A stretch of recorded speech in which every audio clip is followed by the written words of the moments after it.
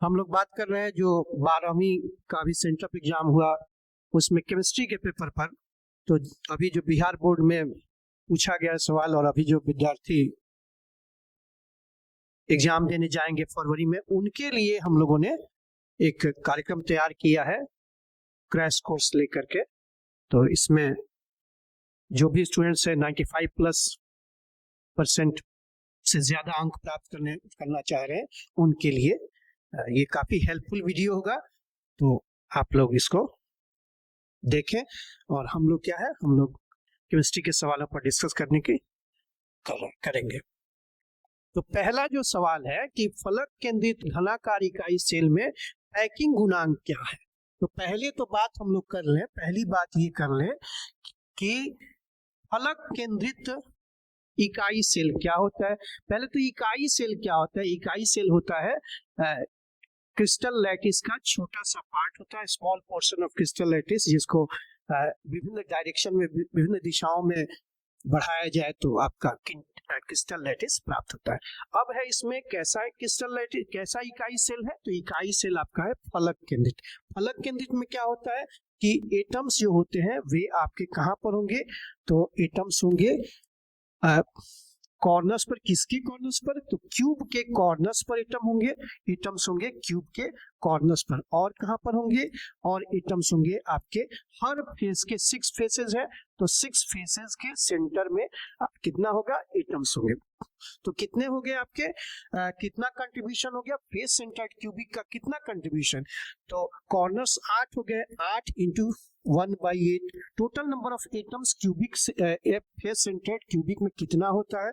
तो हम लोग सब जानते हैं 8 इंटू 1/8 और फेसेस कितने हो गए? तो 6 फेसेस, 6 इनका कंट्रीब्यूशन 1/2। इसको जब जोड़ेंगे तो ये आपका हो जाएगा, सॉल्व करेंगे तो आ जाएगा 4 एटम्स। तो कितना नंबर ऑफ एटम्स इन ये एफसीसी में या फलक केंद्रित इकाई सेल में कितने नंबर ऑफ एटम्स हुए? तो हो गए आपके 4 एटम्स। अब हमको जानना है पैकिंग गुणांक क्या होता है या पैकिंग इफिशियंसी क्या होता है। पैकिंग इफिशियंसी होती है कि कोई चीज मतलब कि क्यूब है उसमें कितना जगह आपने भर दिया, वो पैकिंग इफिशियंसी हो गई। और कितनी जगह जो खाली रह गई उसको बोला जाएगा फ्री स्पेस। तो हमसे पूछा जा रहा है, आप लोग जान रहे हैं कि फलक केंद्रित इकाई पैकिंग गुणांक क्या है। तो हम लोग कैसे करेंगे? पैकिंग इफिशियंसी का फॉर्मूला सबको पता है, आप सभी हम लोग क्लास में डिस्कस किए थे कि पैकिंग इफिशियंसी का क्या फॉर्मूला है। तो ये जितने एटम्स है उनको स्फीयर के रूप में हम लोग ट्रीट कर रहे हैं। तो क्या हो गया कि 4 एटम्स हो गए। तो 4 इंटू एटम्स कैसे? स्फीयर की तरह। तो स्फीयर का वॉल्यूम, गोले का आयतन सब हम लोग 10वीं में पढ़ चुके थे। गोले का आयतन होता है 4/3 पाई आर क्यूब। और हम जानते हैं कि भाई घन का आयतन क्या होता है? डिवाइडेड बाई घन का आयतन। तो घन का आयतन क्या होता है सबको पता है, भुजा का क्यूब होता है, ए का क्यूब होता है। तो यहाँ जो भुजा जो हो रही घन की भुजा फेस सेंटर्ड क्यूबिक में, उसकी कितनी लंबाई है? तो रेडियस का 2√2, रेडियस का जो त्रिज्या है उसकी 2√2 गुनी हो जाएगी। तो इसको जब सॉल्व करेंगे तो आपका ऊपर आएगा पाई/3√2।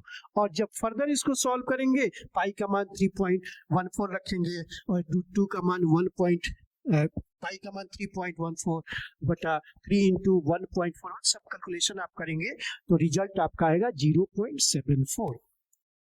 तो 0.74 जो स्पेस जो है इस फलक केंद्रित इकाई सेल में भर गया है। 0.74 या परसेंटेज माने परसेंटेज कितना स्पेस जो है, परसेंटेज स्पेस या स्पेस का कितना अंश भर दिया गया, उसी को पैकिंग इफिशियंसी बोलेंगे या पैकिंग गुणांक बोलेंगे। मतलब इफिशियंसी क्या है आपका? पैकिंग गुणांक बोलेंगे। तो यहाँ कितना आ रहा है? 0.74 स्पेस तो भर गया है, मतलब 74% या एक में से 0.74 स्पेस भर चुका है, जगह भर चुकी है। तो खाली जगह, कभी कभी सवाल पूछा जाता है खाली जगह कितनी है। तो खाली जगह हो गई, एक में से घटा देंगे या 100 में से 74 को घटा देंगे। 100 में से 74 तो 26% स्पेस फ्री स्पेस है। और इसमें से 1 में से घटाएंगे तो आपको पता चल जाएगा कि 0.26 भाग जो है अभी बचा हुआ है। आगे बढ़े, अगला सवाल जो आपकी स्क्रीन पर है ये क्या है कि कौन धात्विक ठोस है। तो हम लोग जानते हैं कि धात्विक ठोस जो होते हैं वो 4 प्रकार के होते हैं।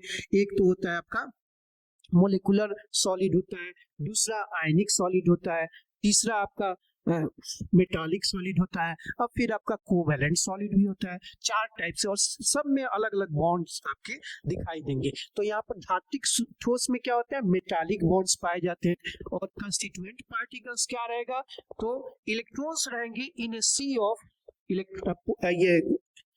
इलेक्ट्रॉन्स का सी रहेगा, मतलब समुद्र, इलेक्ट्रॉन्स के समुद्र में क्या रहेंगे आपके, तो पॉजिटिव आयंस होंगे।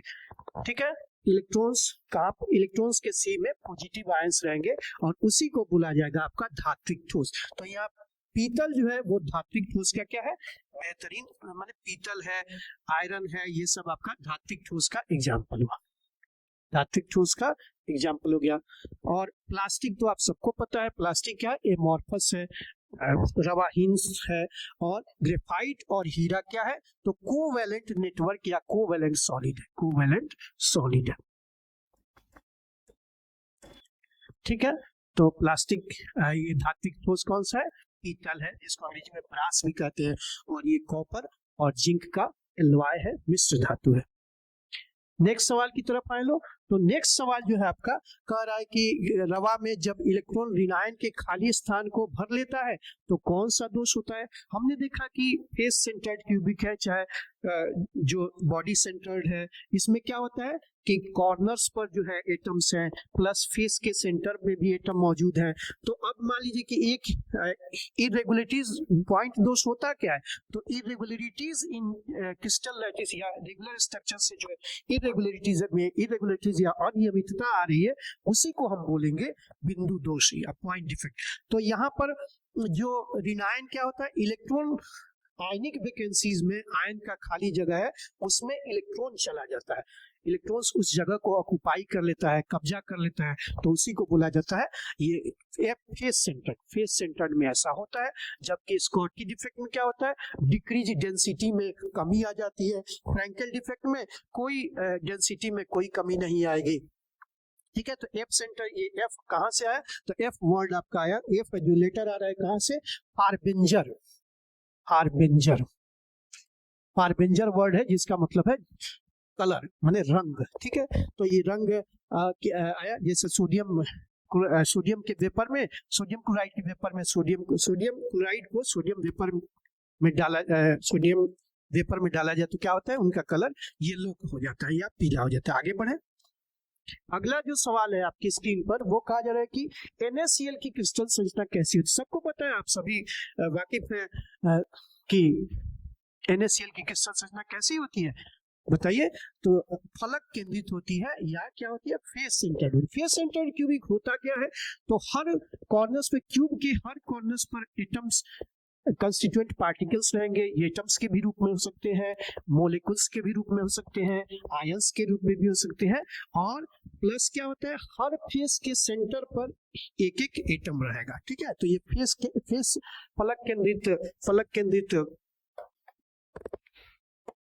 केंद्रित में यही होता है आपका कि फलक केंद्रित में आपका हर कॉर्नर्स, क्यूब के हर कॉर्नर्स पर एटम्स रहेंगे, और हर फेस पर, आपके फेस के हर सेंटर पर हर प्रत्येक फेस के जो है केंद्र में एक एटम रहेगा। अगले सवाल की तरफ आए लोग। अगला सवाल है हम लोग का, एजियोट्रोपिक मिक्सचर क्या होता है। तो वैसे मिक्सचर माने लिक्विड के ऐसे मिश्रण जिनमें क्या होता है, जो लिक्विड स्टेट में भी उनका सेम कंपोजिशन हो, और वेपर स्टेट में, वाष्प अवस्था में भी सेम संगठन हो, और लिक्विड स्टेट में भी सेम संगठन हो, तो उसी को बोला जाता है एजियोट्रोप। और इनका कैरेक्टरिस्टिक्स है कि इनका क्या गुणधर्म है, तो ये दोनों जो है ये क्या होते हैं, एक निश्चित तापक्रम पर उभरने वाला मिश्रण जो होता है, उसी को बोलेंगे हम लोग, उसी को कहेंगे, क्या कहेंगे, एजियोट्रोपिक मिक्सचर। अगले सवाल की तरफ बढ़े, तो अगला सवाल करें कि राउल्स नियम से ऋणात्मक विचलन कौन जो है प्रदर्शित करता था। पहले तो राउल्स नियम को समझ ले। राउल्स नियम सबको पता है कि दो लिक्विड्स हैं, दो द्रव है, और वे द्रव कैसे हैं, तो उड़नशील द्रव है, वोलाटाइल लिक्विड्स है, और वोलाटाइल लिक्विड्स है। और तो राउल्स साहब का कहना है कि वोलाटाइल लिक्विड्स जो लिया गया, तो उसमें उनका जो है वोलाटाइल लिक्विड्स का पार्शियल प्रेशर जो है, दो लिक्विड्स है तो एक का पार्शियल प्रेशर उसके मोल फ्रैक्शन के क्या है, समानुपाती होता है। इसको ऐसे भी लिख सकते हैं कि P1 जो है क्या है, वेरीज x1, ठीक है। इसी तरह P2 वेरीज दूसरा कंपोनेंट के लिए, दूसरा कंपोनेंट अपने मोल फ्रैक्शन के समानुपाती होगा। यही राउल्स के नियम का कहना है। हमको आगे का काम आगे पूछा जाए कि ऋणात्मक विचलन कौन शो करता है, तो हम लोगों ने देखा कि भाई ए टाइप्स लिक्विड कैसा है, उसमें ए टाइप्स के मोलिकुल्स है एक लिक्विड में, और दूसरा लिक्विड में बी टाइप्स का मिक्सचर है। अभी दोनों को मिलाया गया तो क्या हुआ, दोनों का सॉल्यूशन बना, और हुआ क्या, घोल बना, विलयन बना। और इसमें क्या हुआ, यदि ए और बी के बीच का इंटरेक्शन ज्यादा है, किसके इंटरेक्शन से, ए और बी के इंटरेक्शन से या अंतःक्रिया से ज्यादा है, तो इसी को बोला जाएगा negative deviation from Raoult's law. और पॉजिटिव डेविएशन भी शो करते हैं, तो उसमें क्या हो जाए, ए और बी के बीच का इंटरेक्शन क्या होगा, कम होगा। किसकी तुलना में, तो ए प्योर जो लिक्विड्स दिए उसके अणुओं के इंटरेक्शंस की तुलना में कम होता है, तो उसको बोलेंगे आप क्या कहेंगे, उसको हम कहेंगे क्या कहेंगे, उसको कहेंगे कि राउल्स के नियम से धनात्मक विचलन शो कर रहा है, ठीक है। तो ऋणात्मक विचलन कौन शो कर रहा है, CH3 सबको पता है, इसका नाम क्लोरोफॉर्म होता है, और ये एसीटोन हो गया, यही इसका जवाब आएगा कि क्लोरोफॉर्म और एसीटोन। इसका नाम बेंजीन सबको जान रहा है, C6H2O2 तो वेल नोन है, जिसको इथाइल अल्कोहल हम लोग कहते हैं, इथेनॉल कहते हैं। C6H में ये टोल्यूइन है, और फिर CCl4 कार्बन टेट्राक्लोराइड। अगले सवाल की तरफ हम लोग चले। अगला सवाल कह रहा है शुद्ध जल की मोलरता क्या होती है। तो पहले तो मोलरता हम लोग समझ ले, सबको ही जान रहे हैं मोलरता क्या होती है, कितना जो है सॉल्यूट का कितना मोल डिजॉल्व है 1 लीटर ऑफ सॉल्यूशन में, मोलरता कैसे निकलती है। तो मोलरता के लिए आप लोग सबको फॉर्मूला पता है कि मोलरता क्या होती है, तो कितना number of moles of solute, माने विलेय के मोलों की संख्या, विलेय के मोलों की संख्या 1 लीटर घोल के विलयन के 1 लीटर में कितने, विलयन के 1 लीटर में कितनी संख्या मौजूद है, उसी को बोलेंगे कि मोलों की संख्या कितनी विलयन के 1 लीटर में, या 1 लीटर विलयन के 1 लीटर आयतन में, या 1 लीटर विलयन में, ऐसा करें 1 लीटर विलयन में, 1 लीटर विलयन संख्या किसमें, 1 लीटर विलयन में, ठीक है। तो पहले तो मोलरता इस तरह से निकालेंगे कि माने विलय के मोलों की संख्या कितनी है जो आपके 1 लीटर ऑफ सॉल्यूशन में मौजूद है, ठीक है। अब अगला स्टेप है आपका कि ठीक है, विलय के मोलों से, अब मोलों की संख्या कैसे निकालें, तो मोल निकालने का फॉर्मूला है आपका, जो पदार्थ दिया है उसका भार, पदार्थ का भार मतलब पदार्थ का सूत्र भार, पदार्थ का भार, ठीक है, और पदार्थ का सूत्र भार, तो यहाँ सवाल से पता नहीं चल रहा है कि भाई जल है इसका कितना भार है, तो हम लोग उसके डेंसिटी वाले से माने घनत्व को लेकर के चलेंगे। घनत्व क्या है, 1 ग्राम जो है जल का 1 ग्राम 1 ml में डिसॉल्व है, उसी को उसका घनत्व बोलेंगे। तो घनत्व कितना हो गया, तो इसको 1 ग्राम 1 ml में, तो इसको जब सॉल्व करेंगे, m होता है 10 to the power -3, तो 1 ग्राम बाई कितना हो गया 10 पर पावर, मिली का होता है 10 पर पावर -3 लीटर, ये ऊपर जाएगा, तो 1000 ग्राम डिसॉल्व हो गया, 1000 ग्राम किसमें, तो 1 लीटर, ठीक है। तो अब पता चल गया 1000 ग्राम किसमें जी, तो 1000 ग्राम आपका 1000 ग्राम किसमें, 1 लीटर में, पता चल गया 1 लीटर में कितने, 1000 ग्राम। तो हम लोग का कितना है 1000 ग्राम। अब जल के मोलों की संख्या कैसे निकलेगी, पदार्थ का भार हम लोग को पता चल गया कितना है, तो पदार्थ का भार है आपका 1000 ग्राम, 1000 ग्राम, और सूत्र भार कितना होता है 18 ग्राम पर मोल, ठीक है, 18 ग्राम पर मोल होगा। तो इसको जब सॉल्व करेंगे तो ये आ जाएगा आपका 55.5 55.5 एम हो गया, मोल हो गया। 55.5 मोलों की संख्या क्या होगी? 55। अब 55.5 जो है आपका कितना में डिजोल्व है? 1 लीटर विलियन में। तो इसी को तो हो जाएगा, रिजल्ट आपका आएगा 55.5 बटा 1 लीटर, और ये रिजल्ट आएगा आपका 55.5 और कैपिटल एम से हम लोग दिखाते हैं मोलरता को, मोलरिटी को, जबकि स्मॉल एम से दिखाते हैं किसको? मोलरता को। आगे बढ़े, अगला सवाल हम लोग का क्या है? अगला है कि किसका परासरणी दाब जो है सबसे अधिक होता है। तो हम लोग परासरणी दाब क्या होता है, ऑस्मोटिक प्रेशर क्या होता है, इसको पहले समझ ले। तो क्या होता है कि सॉल्वेंट माने एक सॉल्यूशन में सॉल्वेंट होता है और क्या होता है? सॉल्यूट होता है, दोनों से मिलकर के सॉल्यूशन बना। अब क्या है कि सॉल्यूशन के मॉलिक्यूल्स सेमी परमिएबल अर्ध पारगम्य झिल्ली से पास करने में सक्षम होते हैं सॉल्यूशन के साइड को, और इस तरह से उनके एक प्रेशर क्रिएट करते हैं, और इसको मतलब कि कहने का मतलब है आपका विलायक के अणु, विलायक के मॉलिक्यूल्स किस तरफ बढ़े? तो सॉल्यूशन की तरफ बढ़े, और इनके बढ़ने को, फ्लो को रोकना है तो एक प्रेशर अप्लाई किया जाएगा, उसी प्रेशर का नाम है ऑस्मोटिक प्रेशर। अब पूछा जा रहा है, हम लोग जानते हैं ये क्या है, परासरणी दाब। ऑस्मोटिक प्रेशर क्या है? तो ऑस्मोटिक प्रेशर है आपका कॉलिगेटिव प्रॉपर्टी, और कॉलिगेटिव प्रॉपर्टी निर्भर करता है नंबर पर, संख्या पर निर्भर करता है। ठीक है जी। तो इसमें देखेंगे कौन सा जो है, ये विलियन सबका दिया है, ग्लूकोज का, यूरिया का, अलम का और NaCl का। तो जल में घुलने के बाद जो है ये टूटने पर आयनों की संख्या सबसे ज्यादा किसमें हो रही है? ठीक है, सबसे ज्यादा आयंस किसमें प्राप्त होते हैं?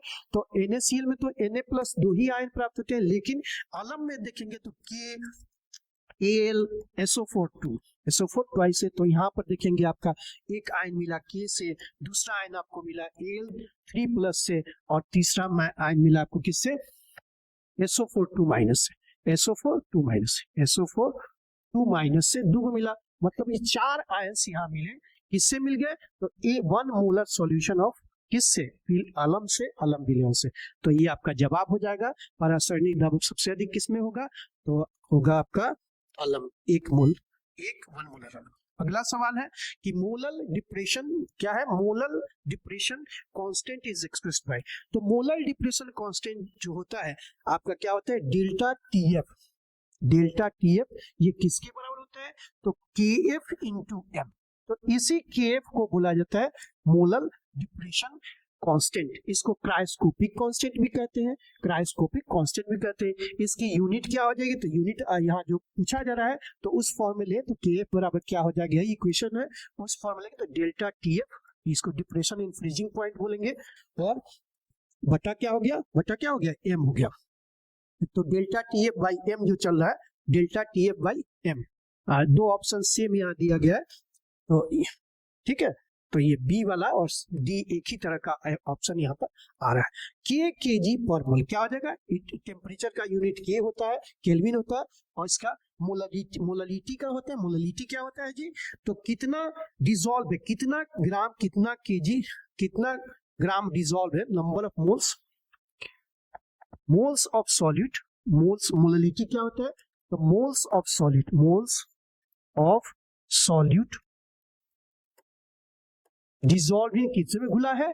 तो 1 kg ऑफ सॉल्वेंट।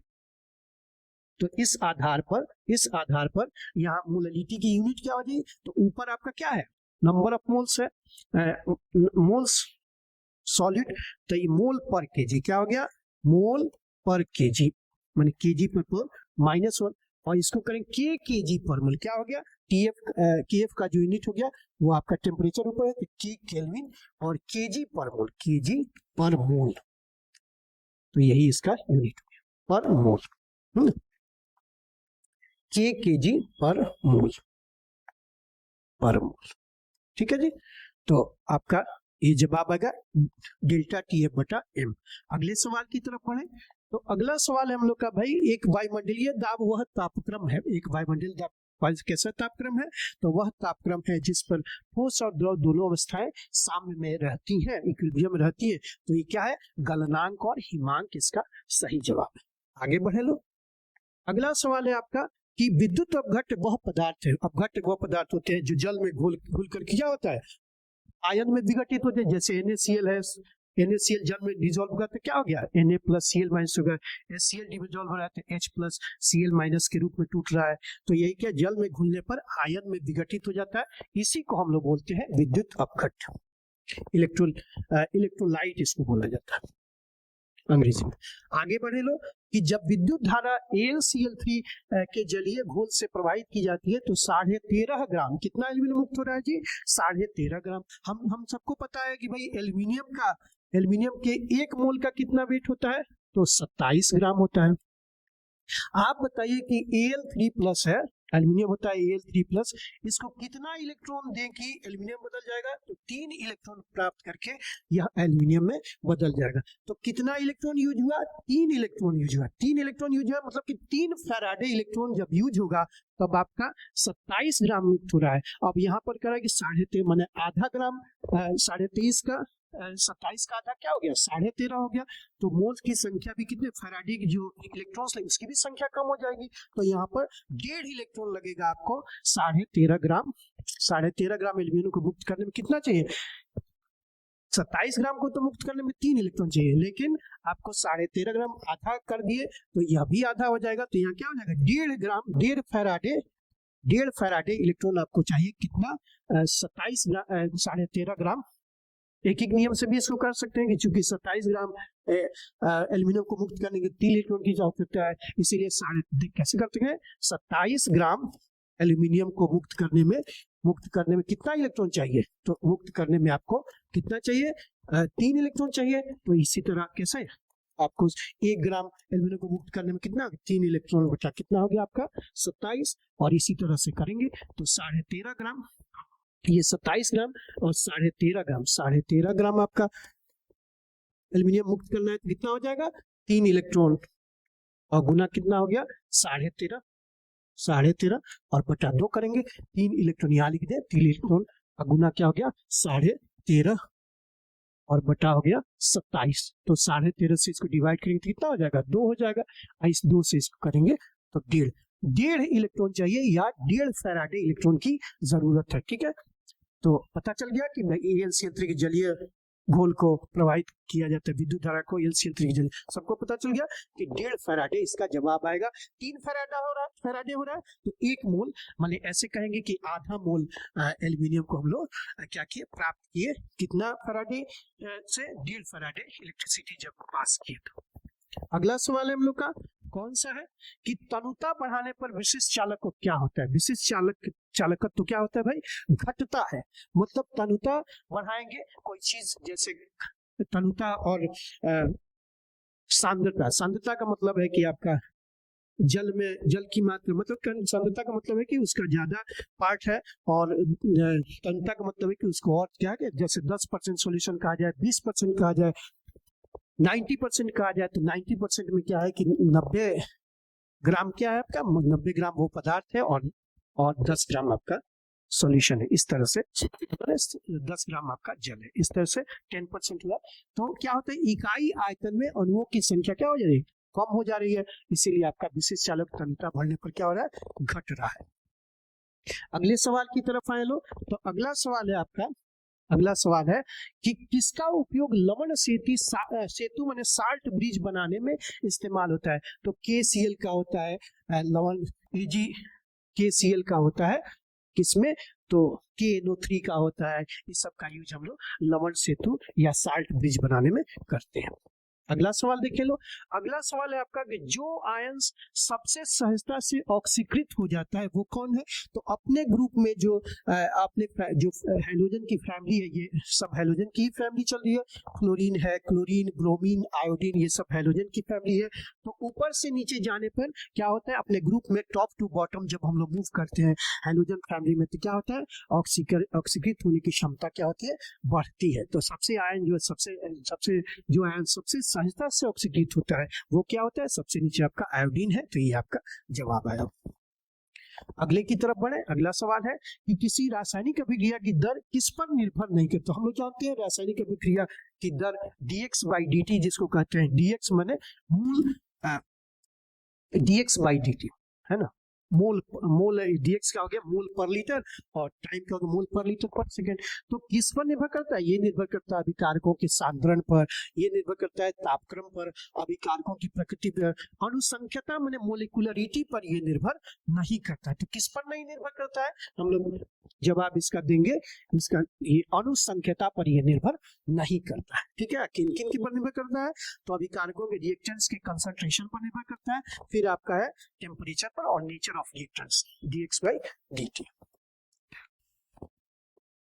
अगला सवाल है हम लोग के पास कि कौन जो है प्रथम कोटि की अभिक्रिया है। तो प्रथम कोटि की अभिक्रिया सबको पता है कि क्या होते हैं, कि हम लोग लिखते हैं कि R इज इक्वल टू के ए और बी, कंसंट्रेशन ऑफ ए और बी दोनों रहता है, और ये दोनों का पावर यदि जोड़ दिया जाए, मतलब कि x हो और ये y है, तो दोनों मिलकर के क्या हो जाए 1 के बराबर हो जाता है, उसी को प्रथम कोटि का रिएक्शन करते हैं, प्रथम कोटि की अभिक्रिया करते हैं। केमिकल काइनेटिक्स में हम लोग को मिला है, केमिकल काइनेटिक्स नंबर जो चैप्टर है आपका चौथा नंबर चैप्टर एनसीईआरटी का, उसमें हम लोग ये ऑर्डर्स के बारे में पढ़ाई की है। तो इसका जवाब है NH4NO2 जब टूटेगा तो N2 और 2H2 आपको मिलेगा। ये फर्स्ट ऑर्डर रिएक्शन का एग्जांपल है। अगला सवाल है आपका, यदि किसी ये भी केमिकल काइनेटिक्स नामक चैप्टर जो चौथा है केमिस्ट्री का, उसी में से ही पूछा गया, उसी का सवाल है कि प्रथम कोटि की अभिक्रिया की अर्ध आयु क्या है, 30 मिनट है, तो 75% अभिक्रिया पूर्ण होने में कितना टाइम लगेगा या कितना समय लगेगा। ठीक है जी, तो कैसे करेंगे, तो हम लोग जानते हैं टी क्वार्टर माने टी 75% होता है फर्स्ट ऑर्डर रिएक्शन के लिए, 2 into T half, 2 into T half, T half कितना है 2 इंटू टी हाफ कितना है भाई, तो दिया गया है 30 मिनट, 30 मिनट। तो रिजल्ट क्या आया, रिजल्ट है आपका 60 मिनट, और 60 मिनट माने क्या हो गया, तो 1 घंटा हो गया, क्या हो गया 1 घंटा। ठीक है, और टी हाफ का जो अर्ध आयु है, T half first order reaction का जो अर्ध आयु है वो क्या होता है, इंडिपेंडेंट ऑफ कंसंट्रेशन होता है, ये भी आपको मिला है कि 0.693 बाई क्या होता है, कितना होता है बाई के। ये किसके लिए है, तो आपका फर्स्ट ऑर्डर रिएक्शन के, तो फर्स्ट ऑर्डर ये एक्सप्रेशन भी आपको मिला होगा। ठीक है, जब हम लोग पढ़े थे तो इस पर भी काम किए थे। आगे बढ़े लो, अगला सवाल है आपके लिए कि अभिक्रिया, हम लोग फिर बात कर ली कि अभिक्रिया की इकाई क्या होती है, सभी इस बात मतलब सभी जान रहे हैं कि भाई क्या होता है कि rate of change in concentration, अभिक्रिया की दर dx/dt होती है। dx माने dx मतलब कितना कंसंट्रेशन है, रिएक्टेंट का कितना कंसंट्रेशन है और उसका समय के साथ क्या परिवर्तन है। तो हम लोग रिएक्टेंट्स का कंसंट्रेशन क्या होता है, टाइम के साथ घटते जाता है। जैसे A है, A से B बना, A से B बना, तो A का शुरू में हम लोग लिए x मोल, इसका शुरू में क्या था 0 मोल था, बाद में क्या हो गया, इसी में से x में से आपका टूटा या तो क्या हो जाएगा, x में से आपका मान लीजिए 2 टूट गया, तो ये 2 हो गया आपका 2 मोल्स। तो ये dx/dt क्या होता है, कंसंट्रेशन, मतलब कि कंसंट्रेशन प्रतिक्रिया का दर क्या होता है कि सांद्रण में कितना समय के साथ चेंज है, और सांद्रण के लिए यूनिट क्या होता है, मोल पर लीटर, मोल पर लीटर, मोल पर लीटर, और टाइम क्या होता है सेकंड, तो क्या आएगा, यूनिट हो गया मोल पर लीटर पर सेकंड। एक और सवाल आपसे पूछा जा सकता है कि किस ऑर्डर के लिए माने वेग स्थिरांक की दर और अभिक्रिया की दर की इकाई सेम होती है, समान होती है, तो वो है आपका zero order reaction. Zero order reaction है, जीरो ऑर्डर रिएक्शन के लिए रेट कांस्टेंट की यूनिट माने के की यूनिट और dx/dt दोनों के लिए अभिक्रिया की दर की यूनिट क्या हो जाएगी, तो ये दोनों के लिए मोल पर लीटर पर सेकंड है। जबकि फर्स्ट ऑर्डर के लिए रेट कांस्टेंट की यूनिट क्या होती है, रेट कांस्टेंट की पर सेकंड होती है। इसी तरह सेकंड ऑर्डर के लिए क्या होती है, लीटर पर मोल पर सेकंड। आगे चले लो, तो हम लोग का जवाब आया कौन सा, मोल पर लीटर पर सेकंड। ये लीटर पर मोल पर सेकंड है, ये नहीं है, ये किसका है, ये कांस्टेंट किसका है, ठीक है, ये हम लोग लिख सकते हैं ये किसका यूनिट है, तो ये यूनिट है आपका सेकंड ऑर्डर रिएक्शन के लिए, second order reaction, second order reaction की रेट यूनिट है। ये पर सेकंड तो किसी के नहीं होती है, ठीक है ना, ये तो मोल भी ठीक है, तो ये अब एब्सर्ड है, ये दोनों जवाब क्या है, एब्सर्ड है, हम लोग के काम की नहीं है। लेकिन ये मोल पर लीटर इसे उल्टा लिखा गया है, तो ये मान लीटर इनवर्स नहीं है लेकिन मोल इनवर्स है, तो ये आपको सेकंड ऑर्डर रिएक्शन की रेट कांस्टेंट की मतलब कि वेग स्थिरांक की यूनिट किसकी यूनिट है, के की इकाई, के की इकाई किसके लिए, तो फर्स्ट सेकंड ऑर्डर रिएक्शन के लिए। ठीक है, अगला सवाल है हम लोग का कि हाइड्रोजन का अधिशोषण किसके द्वारा होता है। तो जो भी ट्रांजिशन मेटल्स होते हैं, ट्रांजिशन मेटल्स जो है उनके द्वारा जो उत्प्रेरक के रूप में काम करते हैं उनका वे ही हाइड्रोजन का अधिशोषण करते हैं, एब्जॉर्प्शन करते हैं। जो पांचवा मतलब कि सरफेस केमिस्ट्री जो आपको पढ़ना है, शायद पांचवा चैप्टर जो है सरफेस केमिस्ट्री, उसमें ये उसी का ये सवाल है। तो निकेल, पैलेडियम, प्लेटिनम ये एक ही ग्रुप के हैं। आप सब जानते हैं कि D8 जो है D8 वाले ग्रुप में निकेल और निकेल, तब पैलेडियम, तब प्लेटिनम। ठीक है जी, आगे सवाल की ओर मूव करें।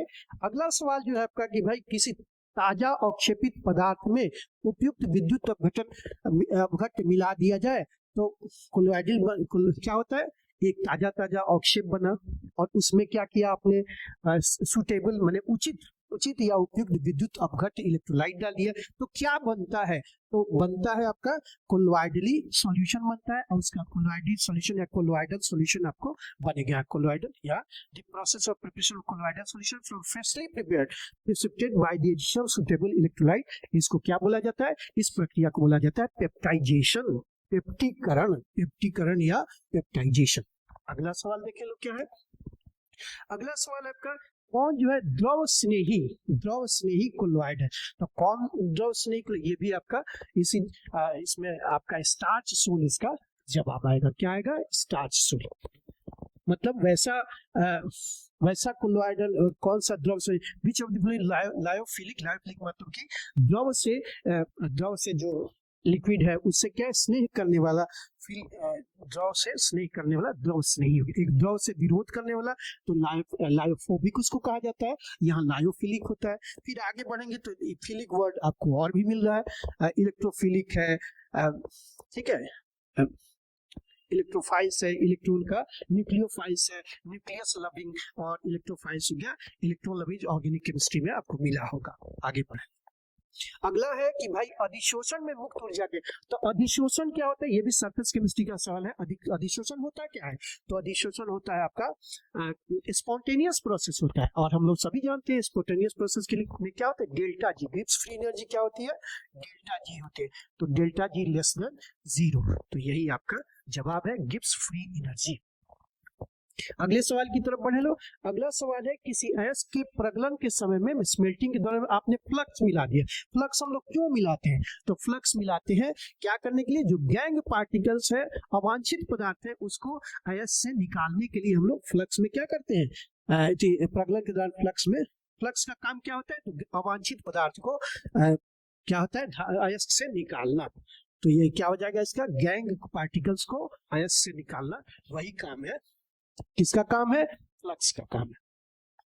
अगला क्या है भाई कि विद्युत अपघटन विधि से किसका जो है निर्माण निष्कर्षण किया। अभी देखा हम लोगों ने भाई एल्यूमिनियम में क्या किया, एल्यूमिनियम को 3 इलेक्ट्रॉन, Al3+ को 3 इलेक्ट्रॉन दिया, तो क्या हो भाई, एल्यूमिनियम मुक्त हो गया। इसी तरह सोडियम को 1 इलेक्ट्रॉन दिया जाए तो वो भी मुक्त हो सकता है, कैल्शियम को 2 इलेक्ट्रॉन दिया जाए तो वो भी मुक्त होते। क्षार धातु का मतलब है कौन कौन से मेटल्स हो गए, तो इसमें हो गया लिथियम, फिर क्या हो गया भाई, लिथियम हो गया, sodium, potassium, rubidium, caesium, francium. First A francium क्या है, फर्स्ट ए ग्रुप के एलिमेंट्स हो गए क्षार धातुओं का। तो विद्युत अपघटन विधि से क्षार धातुओं का होता है। फिर क्षार मृदा धातु में कौन कौन से आते हैं, तो क्षार मृदा धातु में अल्कलाइन अर्थ मेटल्स कहां से शुरू हो रहा है, तो बेरिलियम है, फिर क्या है, मैग्नीशियम है, फिर क्या है आपका, कैल्शियम है, स्ट्रांसियम, बेरियम और रुबिडियम। ये फर्स्ट ए हो गया, ये फर्स्ट ए, और ये क्या माने फर्स्ट पहला ग्रुप हो गया, ये दूसरा ग्रुप हो गया। ठीक है जी, ये एस ब्लॉक के एलिमेंट्स हो गए। आगे एल्यूमिनियम, तो एल्यूमिनियम का भी होता है, इसमें इस फैमिली में कौन से, बोरन है, एल्यूमिनियम है, गैलियम, इंडियम और हेलियम, इसी तरह से ये आगे बढ़ता है। ठीक है, अगला थैलियम TH। तो इनमें से जवाब क्या गया, इनमें से सभी। अगला सवाल है आपका कि प्रक्षेत्र क्या है, कि zone refining method is used to obtain, metallurgy वाला मैंने इसी मेटलर्जी वाला जो चैप्टर है उसी से ये सवाल दिए गए हैं, धातु कर्म वाले चैप्टर से। तो इसमें क्या है, अत्यंत ही अल्ट्रा प्योर मेटल्स प्राप्त करने के लिए हम जोन रिफाइनिंग मेथड का यूज करते हैं, इस्तेमाल करते हैं लोग। अगला सवाल है कि किस धातु का निष्कर्षण निक्षालन विधि से होता है, लीचिंग प्रोसेस होता है। तो इन सभी का, एल्यूमिनियम का भी, सिल्वर का भी, गोल्ड का भी, ये सभी निक्षालन विधि से। ये टॉपिक अब ये नीट के एग्जाम से, माने एनसीईआरटी के नए बुक से ये सब टॉपिक्स डिलीट हो चुके हैं। अगला कि किसका जल अपघटन नहीं होता। तो हम लोग जानते हैं क्या होता है, जल अपघटन किसका नहीं होता है, तो NF3 का नहीं। क्यों नहीं होता है, तो NF3 में जो है डी ऑर्बिटल्स नहीं होते हैं, ठीक है। डी ऑर्बिटल्स रहता है तो फ्लोरीन जो है के द्वारा इलेक्ट्रॉन, मतलब कि जो रहता है वो इलेक्ट्रॉन डोनेट कर सकता है। तो NF3 के पास क्या है, नाइट्रोजन के पास डी इलेक्ट्रॉन की कमी। कैसे है नाइट्रोजन का, तो नाइट्रोजन का एटॉमिक नंबर कितना होता है, सबको पता है, 7 होता है। तो इसको कैसे अरेंज करेंगे, 1s2, 2s2 और 2p3 मिला लीजिए, 3 और 2 5 है तो 7 हो गया। तो डी ऑर्बिटल चूंकि सेकंड पीरियड का है, तो सेकंड पीरियड में, फर्स्ट पीरियड में केवल s ऑर्बिटल रहते हैं, सेकंड में s और p, और थर्ड में sp_d होता है। तो इसमें डी ऑर्बिटल है ही नहीं, तो कहां से इनका जल अपघटन नहीं होगा। ये सब एक ही फैमिली, नाइट्रोजन है, फास्फोरस है, आर्सेनिक, एंटीमनी, ये सब एक ही फैमिली, नाइट्रोजन फैमिली के ये मेंबर्स हो गए। तो यहाँ पर क्या हो गया, NF3 के पास चूंकि वैकेंट डी ऑर्बिटल है ही नहीं, तो कहां से जल अपघटन होगा, ठीक है। अगले सवाल की तरफ है कि कौन जो ऑक्साइड सबसे ज्यादा अम्लीय है। तो सबसे ज्यादा अपनी फैमिली में देखें, सबसे ज्यादा अम्लीय क्या है जी, तो सबसे ज्यादा अम्लीय होता है क्या, तो ऊपर से नीचे जाने पर क्या आती है, अम्लीयता घटती है। तो N2O5 जो है सबसे ज्यादा अम्लीय होगा। अगला सवाल है आपका कि IF5 में प्रसंस्करण हाइब्रिडेशन हम लोग पढ़े। हाइब्रिडेशन कौन कौन सा होता है, एक तो sp होता है, दूसरा क्या होता है sp2 होता है, तीसरा sp3 होता है, चौथा sp3d होता है, फिर sp3d2 होता है, sp3d2 इसी तरह ही बढ़ता है, ठीक है। तो अब आपसे पूछा जाए कि IF5 में का प्रसंस्करण कितना होता है, तो सबसे पहले तो ये जाने कि आयोडीन में कितने electrons, how many electrons in iodine के आउटर मोस्ट शेल में कितने इलेक्ट्रॉन्स होते हैं। तो सबको पता है फ्लोरीन, क्लोरीन, ब्रोमीन, आयोडीन, ये सब क्या होते हैं, हैलोजन फैमिली के सदस्य हैं। और आयोडीन में इनके आउटर मोस्ट ऑर्बिट में कितने होते हैं, 7 इलेक्ट्रॉन्स, 7 इलेक्ट्रॉन्स होते हैं किसमें, आउटर मोस्ट शेल में।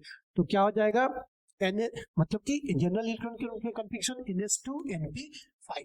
तो हम लोग क्या देखिए, 7 इलेक्ट्रॉन होता है। अब क्या करें, यहाँ आयोडीन लिख ले, आयोडीन के 7 इलेक्ट्रॉन दिखा दे, 1 2 डॉट से दिखाए, 3 4 5 6 7, ठीक है। तो एक इलेक्ट्रॉन एक फ्लोरीन के लिए, दूसरा इलेक्ट्रॉन दूसरे फ्लोरीन के साथ इंगेज हो गया। ये तीसरा इलेक्ट्रॉन जो है, तीसरा इलेक्ट्रॉन जो है तीसरे फ्लोरीन के साथ, चौथा इलेक्ट्रॉन चौथे फ्लोरीन के साथ, पांचवा पांचवें फ्लोरीन के साथ। देखिए ना, 5 जो है बॉन्ड पेयर हो गया और एक लोन पेयर। स्टेरिक नंबर पूछा जाए, स्टेरिक नंबर कितना है भाई, तो स्टेरिक नंबर 6 है। और जब किसमें सबको जोड़ने पर कहाँ 6 आ रहे हैं, तो 1 और 3 4 और 2 6, यहाँ पर स्टेरिक नंबर 6 आ रहा है। तो इसलिए इसका हाइब्रिडेशन क्या होगा, sp3d2 क्या हो जाएगा, sp3d2 हो जाएगा। अष्टफलकीय sp3d2 स्टेरिक नंबर से पता चलेगा कि आपका कितना। आगे बढ़े, अगला सवाल है आपका अणुचुंबकीय, बहुत ही बढ़िया सवाल है। सबको पता है कि अणुचुंबकीय सबसे हम लोगों ने डिस्कस किया है कि भाई अणुचुंबकीय क्या होता है, पैरामैग्नेटिक रेजिम बोलते हैं, किस कारण से होता है, तो वैसी स्पीसीज जिसमें अनपेयर्ड इलेक्ट्रॉन हो, अयुग्मित इलेक्ट्रॉन हो, उसी को बोलेंगे क्या, अणुचुंबकीय। तो फिर से देखिए भाई, क्लोरीन क्या है, क्लोरीन के पास 7 इलेक्ट्रॉन है, 1 2 3 4 5 6 और 7। तो ये ऑक्सीजन के साथ 2 इलेक्ट्रॉन यहाँ इंगेज हो गया, 2 इलेक्ट्रॉन यहाँ इंगेज हो गया, 2 इलेक्ट्रॉन यहाँ इंगेज हो गया, बच गया कितना, 1 इलेक्ट्रॉन बच गया, ये अनपेयर्ड इलेक्ट्रॉन बच गया। इसी के चलते ये आपका क्या हो गया, अणुचुंबकीय। जबकि सिलिकॉन में 4 इलेक्ट्रॉन है, सल्फर में 6 इलेक्ट्रॉन है, यहाँ कार्बन में 4 इलेक्ट्रॉन है, तो आउटर मोस्ट शेल में ये इतने इलेक्ट्रॉन है। तो यहाँ सम संख्या में इलेक्ट्रॉन है, सिलिकॉन में कितने हैं, कार्बन सिलिकॉन एक ही फैमिली का है, तो उसमें हमने देखा कितने इलेक्ट्रॉन होते हैं, आउटर मोस्ट शेल में 4 इलेक्ट्रॉन, यहाँ भी 4 है। सल्फर जो है, सल्फर में 6 इलेक्ट्रॉन होता है, तो वहां भी क्या है, माने कि ऑड इलेक्ट्रॉन नहीं है, इवन इलेक्ट्रॉन है, आउटर मोस्ट शेल में इवन इलेक्ट्रॉन है, तो आपका चांस माने अनपेयर्ड का बन ही नहीं रहा है यहाँ पर। तो ClO2 जो है आपका कैसा है, अणुचुंबकीय है। आगे चले लो, अगला सवाल है आपसे कि सबसे हल्की अज्वलनशील गैस कौन है। तो अज्वलनशील गैस कौन सी होती है बताइए, हाइड्रोजन होता है, हाइड्रोजन के बाद क्या है, हीलियम। तो चूंकि यहाँ हाइड्रोजन परमाणु लिखा है, हाइड्रोजन मॉलिक्यूल तो लिखा नहीं है, तो हीलियम इसका जवाब आएगा। अगले सवाल की तरफ आए लोग। तो अगला सवाल है हम लोग का कौन सा भाई, एक CF2 माने जेनन डाइफ्लोराइड की संरचना क्या होती है या कैसी होती है। तो सबसे पहले तो हम लोग जेनन समझ लें कि जेनन किस फैमिली का है, तो अक्रिय गैस वाला फैमिली या निष्क्रिय गैस या नोबल गैस की जो फैमिली होती है, जिनके आउटर मोस्ट शेल में कितना होते हैं, बाह्यतम कक्षा में 8 इलेक्ट्रॉन होते हैं। ठीक है, तो 8 इलेक्ट्रॉन, इसमें कौन कौन, हीलियम है, नियॉन, आर्गन, क्रिप्टन, जेनन, क्या क्या है, हीलियम। ठीक है, फर्स्ट नंबर, फिर neon, helium, neon, argon, krypton, xenon और रेडॉन आ रहे। ठीक है, तो ये सब अक्रिय गैस की फैमिली का 18वां समूह जो है, उसमें ये सब सबसे पीरियोडिक टेबल में सबसे आखिरी में ये रहते हैं। ठीक है, तो इसमें कितने इलेक्ट्रॉन, 1 2 3 4 5 6 7 8। अब देखिए दो गो जो आपका क्या है इसमें, एक क्लोरीन इसके साथ इंगेज हो गया, एक इलेक्ट्रॉन, और एक इलेक्ट्रॉन यहाँ इंगेज हो गया। बच गया क्या, ये इलेक्ट्रॉन का जो जोड़ा बच गया, कितना बच गया, ऐसे होता है ये आपका यहाँ पर, इसको ठीक से थोड़ा और अच्छे से कर दिया जाए।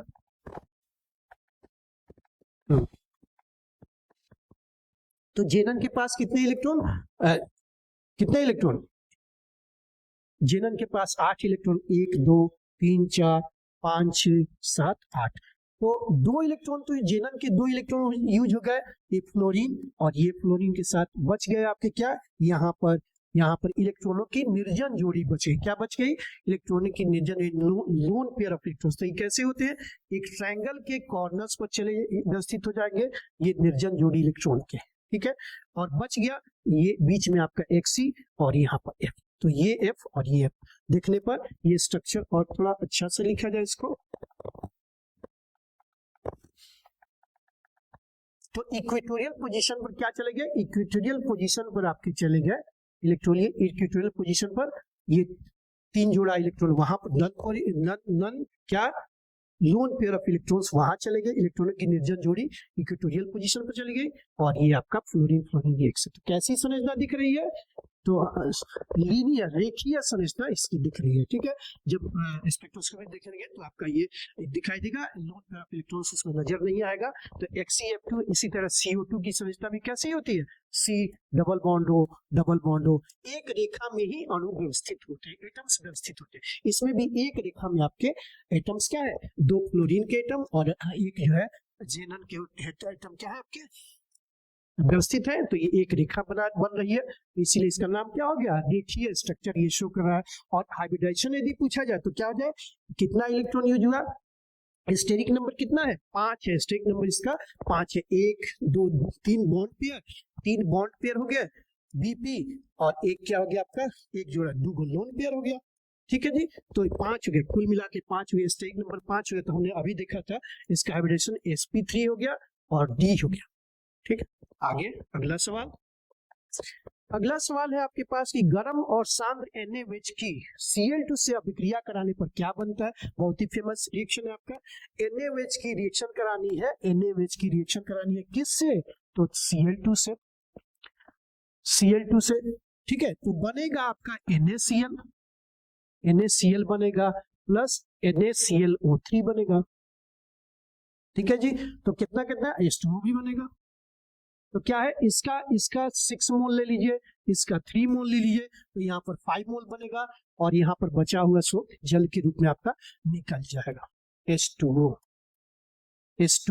ठीक है, तो कितना H2O, हाइड्रोजन यहाँ पर 6 है तो 3H2O। ठीक है, कितना बैलेंस्ड इक्वेशन हो गया। तो क्या क्या बना, प्रतिक्रिया हुई NaOH की माने सोडियम हाइड्रोक्साइड, इसको कास्टिक सोडा भी कहते हैं। तो सोडियम सोडा मीन सोडियम, तो कास्टिक सोडा का रिएक्शन Cl2 से हम लोगों ने कराया। तो क्या जवाब आया, क्या बना, NaCl का 5 मोल बना और NaClO3 का 1 मोल बना, या एक अणु बना, एक अणु इसका बना। अगला सवाल है आपका कि कौन जो है धनात्मक ऑक्सीकरण अवस्था प्रदर्शित नहीं करता है। ठीक है, तो सबको पता है कि भाई फ्लोरीन जो है सबसे ज्यादा विद्युत ऋणात्मक होता है, तो -1 स्टेट ये शो करता है, ऑक्सीडेशन नंबर इसका क्या होता है -1। बाकी और सब पॉजिटिव शो कर सकते हैं, लेकिन ऑक्सीजन ये फ्लोरीन जो है आपका -1 ही शो करता है, इसलिए ये धनात्मक कभी भी नहीं ऑक्सीजन के साथ या किसी के साथ भी इससे नेक्स्ट विद्युत ऋणात्मक तत्व ऑक्सीजन होता है। अपनी फैमिली में तो क्लोरीन होता है, लेकिन ऑक्सीजन इससे नेक्स्ट विद्युत ऋणात्मक होता है। अगला सवाल है आपका, तो अगले सवाल पर हम लोग आ जाए। अगला सवाल है 36वां नंबर आपकी सेंटअप वाली जो एग्जाम हुई है उसी का अगला सवाल देखा जाए। 36वां नंबर पूछा जा रहा है सबसे कम वाष्पशील कौन है, माने सबसे लिस्ट वोलाटाइल कौन है, सबसे कम उड़नशील कौन है। पहले भी आ चुका है राउल्स लॉ में, वे लिक्विड्स जो उड़नशील होते हैं उन्हीं से रिलेटेड राउल्स महोदय ने अपना नियम दिया था कि उनका पार्शियल प्रेशर जो होता है वो क्या होता है, उनके मोल फ्रैक्शन के समानुपाती होता है। यहाँ फिर वोलाटाइल है, इसीलिए हम रिलेट करना चाह रहे थे। वोलाटाइल वर्ड का मतलब क्या है, वाष्पशील। तो H2 ये सब एक ही फैमिली के हैं, oxygen, sulphur, selenium, tellurium, polonium, ये सब ऑक्सीजन फैमिली के ही सदस्य हैं, ठीक है। तो इसमें H2O में क्या होता है कि हाइड्रोजन बॉन्डिंग, मतलब कि इलेक्ट्रोनेगेटिव एटम्स है, ऑक्सीजन HOH और फिर ये H, फिर ये से हाइड्रोजन बॉन्डिंग के साथ ये आपका HOH, फिर यहां से भी ये हो सकता है O, हाइड्रोजन बॉन्डिंग यहाँ पर आपका आ जाएगा। तो हाइड्रोजन बॉन्डिंग के चलते यहाँ क्या हो गया, हाइड्रोजन बॉन्डिंग के चलते क्या होगा, ये आपका लिस्ट वोलेटाइल होता है, वो आपका H2O हो गया, ठीक है। अगला सवाल हम लोग देखिए क्या है। अगला सवाल है कि क्रोमियम, बहुत ही फेमस सवाल है, क्रोमियम 24 का इलेक्ट्रॉनिक विन्यास। जैसे हम ट्रांजिशन मेटल शुरू करते हैं तो क्या क्या होता है, स्कैंडियम है, स्कैंडियम 3D, हम 3D सीरीज की बात कर रहे हैं। 3D में क्या फर्स्ट नंबर 20 तक तो हम लोग मैट्रिक में पढ़ ही चुके थे, 10वां में 20 तक हम लोग पढ़ चुके थे। 20 परमाणु क्रमांक तक हमने पढ़ लिया था, जो कैल्शियम था। और कैल्शियम जो है उसके इलेक्ट्रॉन जो जाते हैं, मतलब कि आउटर मोस्ट शेल कौन सा होता है, s ऑर्बिटल होता है। तो 3D सीरीज से तीसरे पीरियड से आपका क्या शुरू होता है, डी ब्लॉक, है ना। तो 2 को क्रॉस करके यहाँ 20 में, इसके बाद से 21 हो गया, ये 22 titanium, scandium, titanium, vanadium, chromium, ठीक है। फिर आपका मैग्नीज, क्रोमियम के बाद मैग्नीज, आयरन, कोबाल्ट, निकेल, और फिर क्या है, कॉपर है, और तब आपका जिंक है। तो इसको देख लीजिए 22, 23, 24, 25, ये 26, 27, 28, 29 और 30 परमाणु क्रमांक हमने लिखा है, ठीक है जी, सबको पता है। तो इसको D1, D2 इस तरह से, माने इसमें D ऑर्बिटल में 1 इलेक्ट्रॉन जाएगा, 2 इस तरह से करो। अब आपसे पूछा जा रहा है कि भाई आप बताइए तो कि इसका क्या है, क्रोमियम का। तो क्रोमियम का क्या होता है, 24 होता है। ये आर्गन का मतलब है, AR का मतलब है ये आर्गन का एटॉमिक नंबर। आर्गन का एटॉमिक नंबर कितना होता है, 18 होता है। तो 18 के बाद कितना बढ़ा, 24, 18, 6, 24। तो इसको आपको अरेंज करना है। हम लोग जानते हैं क्या होता है, आउटर मोस्ट इलेक्ट्रॉनिक कन्फ्यूजन, माने क्रोमियम का इलेक्ट्रॉनिक विन्यास, क्रोमियम में जो इलेक्ट्रॉन या ट्रांजिशन मेटल्स में जो इलेक्ट्रॉन भरते हैं आउटर मोस्ट शेल में, वो क्या होता है, D में जाते हैं, ठीक है। तो ये ऐसा होता है, 3D होता है और इसके बाद से 4s2, इसी तरह लिखते हैं 3D और 4s2, 3D 1 to 2, आइए 1 to 10 ईयर का, मतलब कि ऐसा करना चाहिए, ठीक है। ये आपका general electronic configuration 3D series का होगा। इसको और अच्छा कर लिया जाए तो लिखा जा सकता है इसको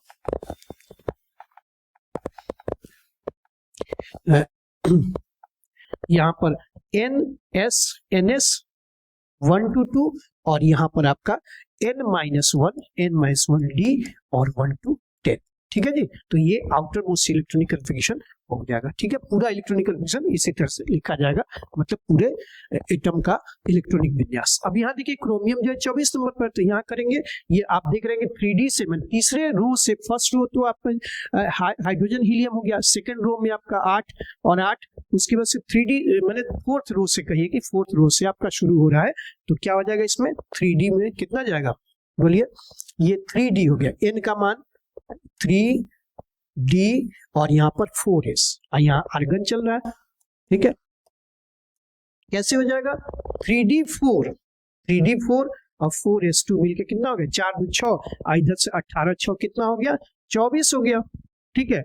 लेकिन ये इलेक्ट्रॉनिक विन्यास क्या है, गलत है, क्यों गलत है कि हुंड का नियम है, हुंस का नियम है कि आधा आधा भरा हुआ ऑर्बिटल, ऑर्बिटल मतलब कि एसपीडीएफ में जो इलेक्ट्रॉन हम लोग सजा रहे हैं, अरेंज कर रहे हैं, तो आधा भरा हुआ ऑर्बिटल या पूरा भरा हुआ ऑर्बिटल ज्यादा स्थायी होता है किसके बनिस्बत, तो partially field orbitals. Partially field का मतलब क्या होता है, आंशिक रूप से भरा हुआ। आंशिक रूप का मतलब क्या होता है, आधे से कम भरा या आधे से ज्यादा भरा। तो आधा भरा हुआ ऑर्बिटल कब हो जाएगा, एक इलेक्ट्रॉन यदि इसमें आ जाए तो 3d5 हो गया और ये 4s1 हो गया, तो ये भी आधा हो गया क्योंकि s की अधिकतम क्षमता 2 इलेक्ट्रॉन होती है, तो 2 इलेक्ट्रॉन से 1 इलेक्ट्रॉन आधा हो गया, और यहाँ डी में 10 इलेक्ट्रॉन होते हैं तो ये भी 5 हो गया। तो यही आपका क्या हो गया, हाफ फिल्ड ऑर्बिटल्स या completely filled orbitals are more stable than किससे, तो पार्शियली फिल्ड ऑर्बिटल से। तो ये आपका इलेक्ट्रॉनिक विन्यास आपका हो जाएगा 3d5 4s1, ठीक है। तो माने क्रोमियम का। इसी तरह कॉपर में भी आपको दिक्कत आएगी। कॉपर का कैसे लिखेंगे, कॉपर का होता है 29, यहाँ लिखा भी हमने, तो वहां भी क्या करेंगे, ये आर्गन रहेगा और यहाँ क्या रखेंगे हम लोग, यहाँ पर लिखेंगे 3d तो रहेगा ही, तो 3d10 लिखेंगे और 4s1, ठीक है। तो ये आपका कॉपर का आयरन का दोनों क्या है, एक्सेप्शनल केस है। कॉपर और क्रोमियम दोनों उस रूल के अकॉर्डिंग क्या है, ये दोनों एक्सेप्शनल केस है और इसको ये से करेंगे, ठीक है। आगे बढ़े लोग। अगला है आपसे कि Fe2+, बहुत ही अच्छा सवाल। सबको पता है कि आयरन का दिया भी गया है कि एटॉमिक नंबर कितना होता है, तो 26 होता है। अब आयरन में से क्या हुआ कि लोहे में से, आयरन में से कि फेरम में से क्या हुआ, आपका 2 इलेक्ट्रॉन निकल गया, Fe2+ बन गया और प्लस 2 इलेक्ट्रॉन। तो क्या ऑक्सीडेशन हुआ कि रिडक्शन हुआ, बोलिए लो। तो लॉस ऑफ इलेक्ट्रॉन जो होता है, लॉस ऑफ इलेक्ट्रॉन को क्या कहते हैं हम लोग, ऑक्सीडेशन कहते हैं। माने मेटल्स की एक खासियत होती है कि वो क्या करते हैं, इलेक्ट्रॉन्स को लूज करके, खो करके अपनी क्या अस्थायित्व प्राप्त करते हैं, और नॉन मेटल्स क्या करते हैं, इलेक्ट्रॉन्स गेन करके, ग्रहण करके अपना क्या करते हैं, ग्रहण करके अपना अष्टक पूरा करते हैं या अस्थायित्व, स्टेबिलिटी या नोबेल गैस स्ट्रक्चर प्राप्त कर देते हैं। यहाँ देखिए तो क्या करेंगे लोग, Fe का होता है 26 होता है और Fe2 का कितना हो गया, 24 हो गया। अब पूछा जा रहा है यहाँ पर 2 इलेक्ट्रॉन निकल गया, तो पूछा जा रहा है यहाँ पर इसको अरेंज किया जाए, ऑर्बिटल से दिखाया जाए। यहाँ पर कितना हो गया, 1 2 3 4 5, ठीक है। तो कैसे करेंगे, कितना इलेक्ट्रॉन हो गया, पहले तो हम लोग जान रहे थे D6 है, क्या है 3d6 और 4s2। अब क्या है, किसका है, आयरन का, और ये बदल गया आपका 3d6 क्योंकि ये तो खत्म हो गया, ये 2 इलेक्ट्रॉन निकल गया, तो Fe2+ का हो गया 3d6 और यहाँ पर आयरन का हम लोग ने किया outer most electronic configure 3d6 4s2। अब क्या करेंगे, 2 इलेक्ट्रॉन निकल, 6 इलेक्ट्रॉन ही तो बचा, इसको अरेंज कीजिए। इसमें 1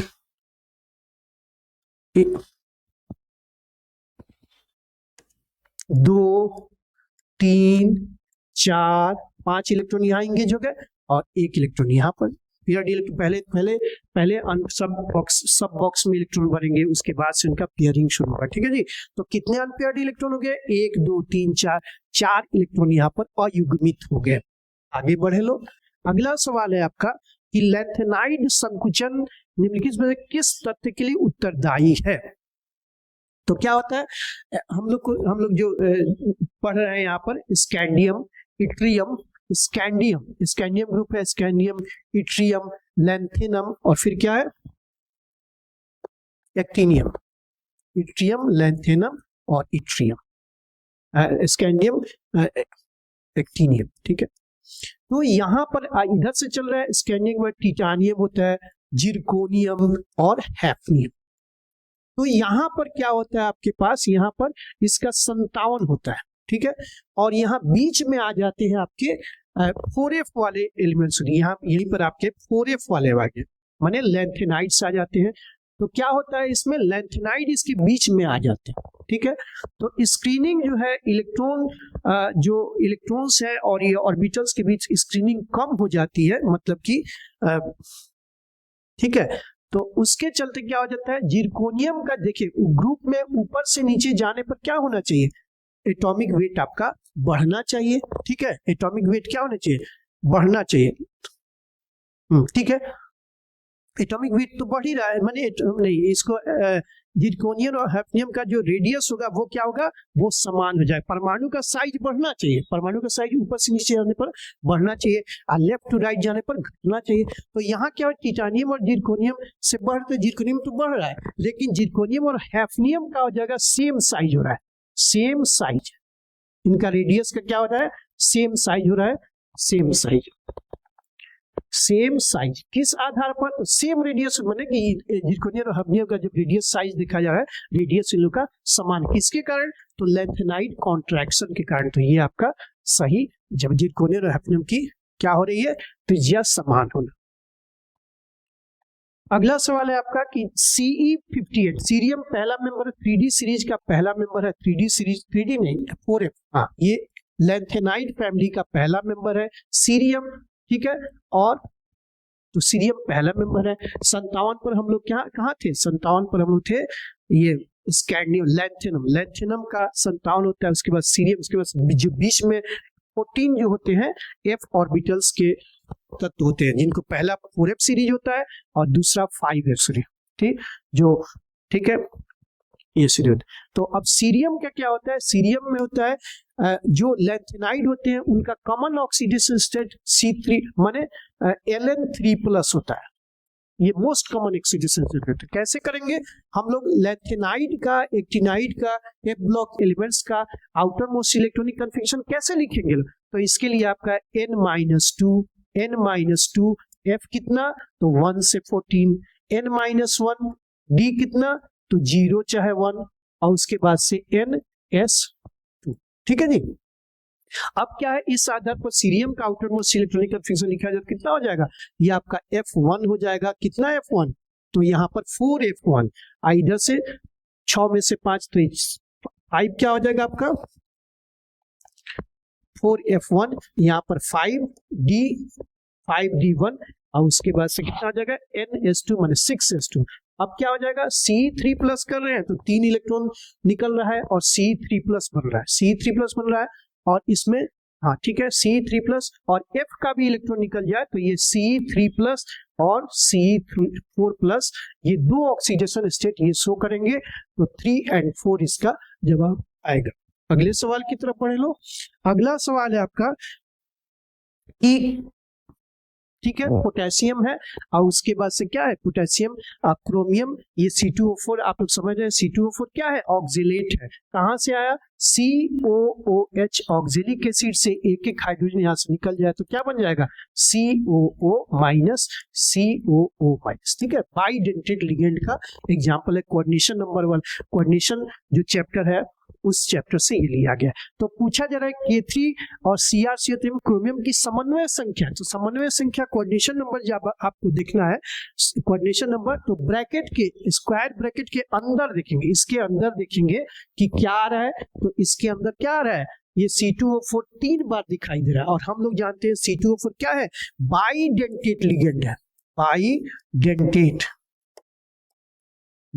लिगेंड है, क्या है जी, तो बाइडेंटेट लिगेंड है। तो बाइडेंटेड लिगेंड का मतलब है कि दिखने में 3 दिखाई दे रहा है, लेकिन क्या 3 गुना 2 6, मतलब 2 एटम्स, इसमें डोनर एटम्स क्या हो गए, 2 गो डोनर एटम्स यहाँ पर दिखाई दे रहा है, ये भी और ये भी 2 गो डोनर एटम्स दिखाई दे रहा है, ठीक है जी। तो क्या करेंगे यहाँ पर, तो 2/3 6 हो जाएगा, मतलब इसका कोऑर्डिनेशन नंबर कितना हो गया, कोऑर्डिनेशन नंबर हो गया आपका, स्क्वायर ब्रैकेट के अंदर देखेंगे कितना पर कितना मॉलिक्यूल्स है, तो ये 3 है, तो बाइडेंटेट है तो 2 गुना 3 माने कितना हो गया 6।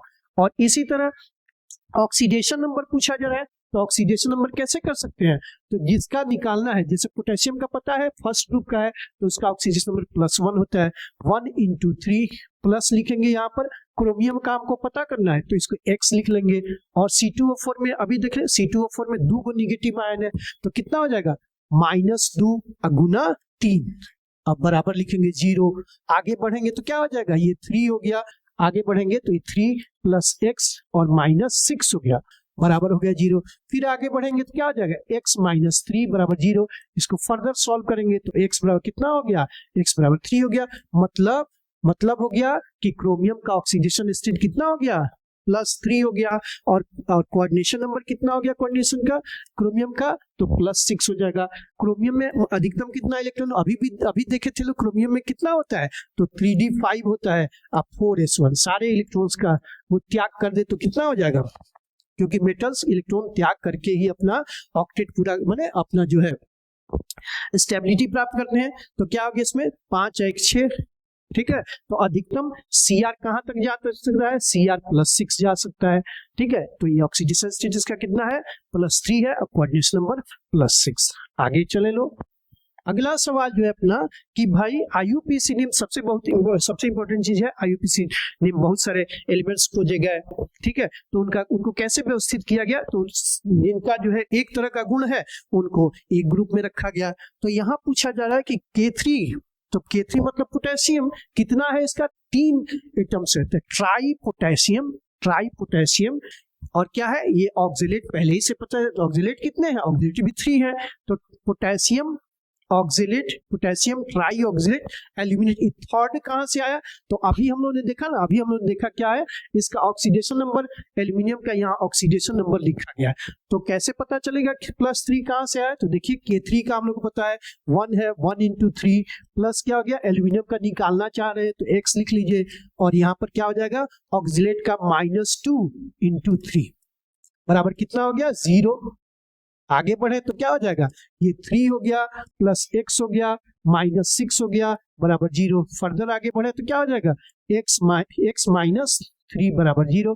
तो इसीलिए x बराबर क्या हो जाएगा, x बराबर 3। इसी को लिखा गया है यहाँ पर थर्ड, मतलब एल्यूमिनियम जो है थर्ड ऑक्सीडेशन स्टेट में। यहाँ पोटेशियम ट्राई ऑक्सिलेट, ये पोटेशियम ट्रिस ऑक्सिलेटो एल्यूमिनेट, ट्राइस ऑक्सिलेटो एल्यूमिनेट, ठीक है, एल्यूमिनेट थर्ड। तो ये आपका जवाब पोटेशियम ट्राइस ऑक्सिलेटो एल्यूमिनेट, ये आपका जवाब सही आएगा, ठीक है। पोटेशियम एल्यूमिनेट ट्राई ऑक्सिलेटो माने पोटेशियम है, और ट्राइस ऑक्सिलेटो कितना है, ट्राई ऑक्सिलेटो एल्यूमिनेट थर्ड, ये आपका जवाब आएगा। आगे बढ़े लोग। AgCl जो है अमोनिया के घोल में किसके द्वारा बनता है, तो AgNH3 का ट्वाइस, AgNH3 का ट्वाइस और OH, ये चीज आएगा NH3 का ट्वाइस प्लस Cl माइनस, ये ठीक है। AgNH3 का ट्वाइस प्लस हो जाएगा और ये Cl माइनस, तो ये आपका बन। अगले सवाल की तरफ हम लोग बढ़े। अगला सवाल, अष्टफलकीय जटिल यौगिक कौन है, which of the following octahedral, तो ऑक्टाहेड्रल मैंने स्क्वायर ब्रैकेट के अंदर आपको दिखना है तो 6 होगा, ठीक है। तो 6 किस में रहे, यहाँ पर देखिए 4 ही, देखिए टेट्राहेड्रल हो गया, यहाँ भी 4 है, 4 ही, अमोनिया कितना है 4 है, यहाँ साइनाइड कितना है 4 है, यहाँ अमोनिया 4 है। तो ये टेट्राहेड्रल या स्क्वायर पिरामिडल की तरफ बिहेव कर रहे हैं, जबकि ये FeF6 क्या है, यही ऑक्टाहेड्रल आपका कॉम्प्लेक्स ये शो कर रहा है अष्टफलकीय। आगे अगले सवाल की तरफ बढ़े लो।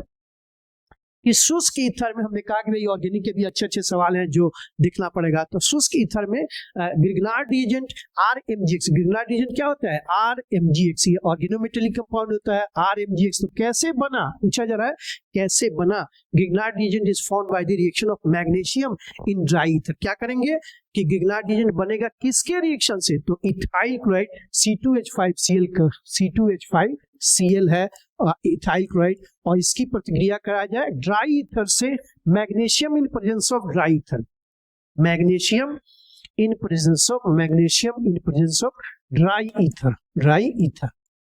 तो क्या बनेगा जी, सबको पता है क्या बनेगा RMgX, यानी R की जगह ये Mg आ जाएगा और ये Cl, X की जगह Cl और R की जगह C2H5, ठीक है जी। तो इसी का नाम है ग्रिग्नार्ड रिएजेंट। ग्रिग्नार्ड केमिस्ट थे, उन्हीं के नाम पर ग्रिग्नार्ड रिएजेंट ही बना है, ठीक है जी। ग्रिग्नार्ड GRIG, ग्रिग्नार्ड NARD लिखा भी है, ग्रिग्नार्ड रिएजेंट, ठीक है। तो ये आपका ग्रिग्नार्ड रिएजेंट, इसको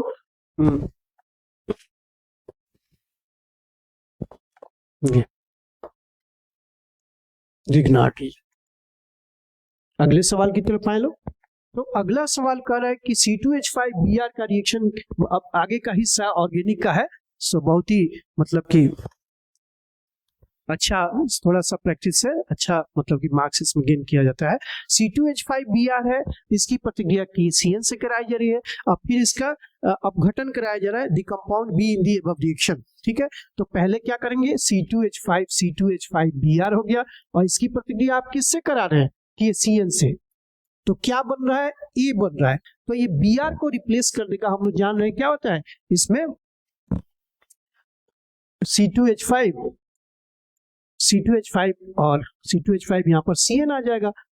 ठीक है, न्यूक्लियोफिलिक सब्स्टिट्यूशन का एग्जांपल आपने पढ़ा है, तो SN2 का ये रिएक्शन का ये एग्जांपल, SN2 मतलब इसको हटा करके उसकी जगह CN आ गया। ठीक है जी, आगे क्या करेंगे, इसका जल अपघटन कर रहे हैं, माने वाटर के द्वारा, जल के द्वारा इसको तोड़ा जा रहा है, तो क्या हो जाएगा, C2H5 और COOH। ठीक है जी, C2H5COH क्या है, हम लोग जान रहे हैं कार्बोक्सिलिक एसिड है। COH फंक्शन को किसका होता है, कार्बोक्सिलिक समूह का होता है। तो कैसे नेमिंग करेंगे, ये कितना कार्बन, कितने कार्बन है, तो एक, इसमें दो, मतलब 3 कार्बन एटम्स कितने हो गए, 3। तो हम लोग जानते हैं 3 कार्बन एटम के क्या होता है, प्रोपेन होता है। हाइड्रोकार्बन से कंपेयर करेंगे तो 3 कार्बन एटम प्रोपेन होता है, और इसका जनरल नेम क्या होता है, IUPAC नेम ओइक एसिड।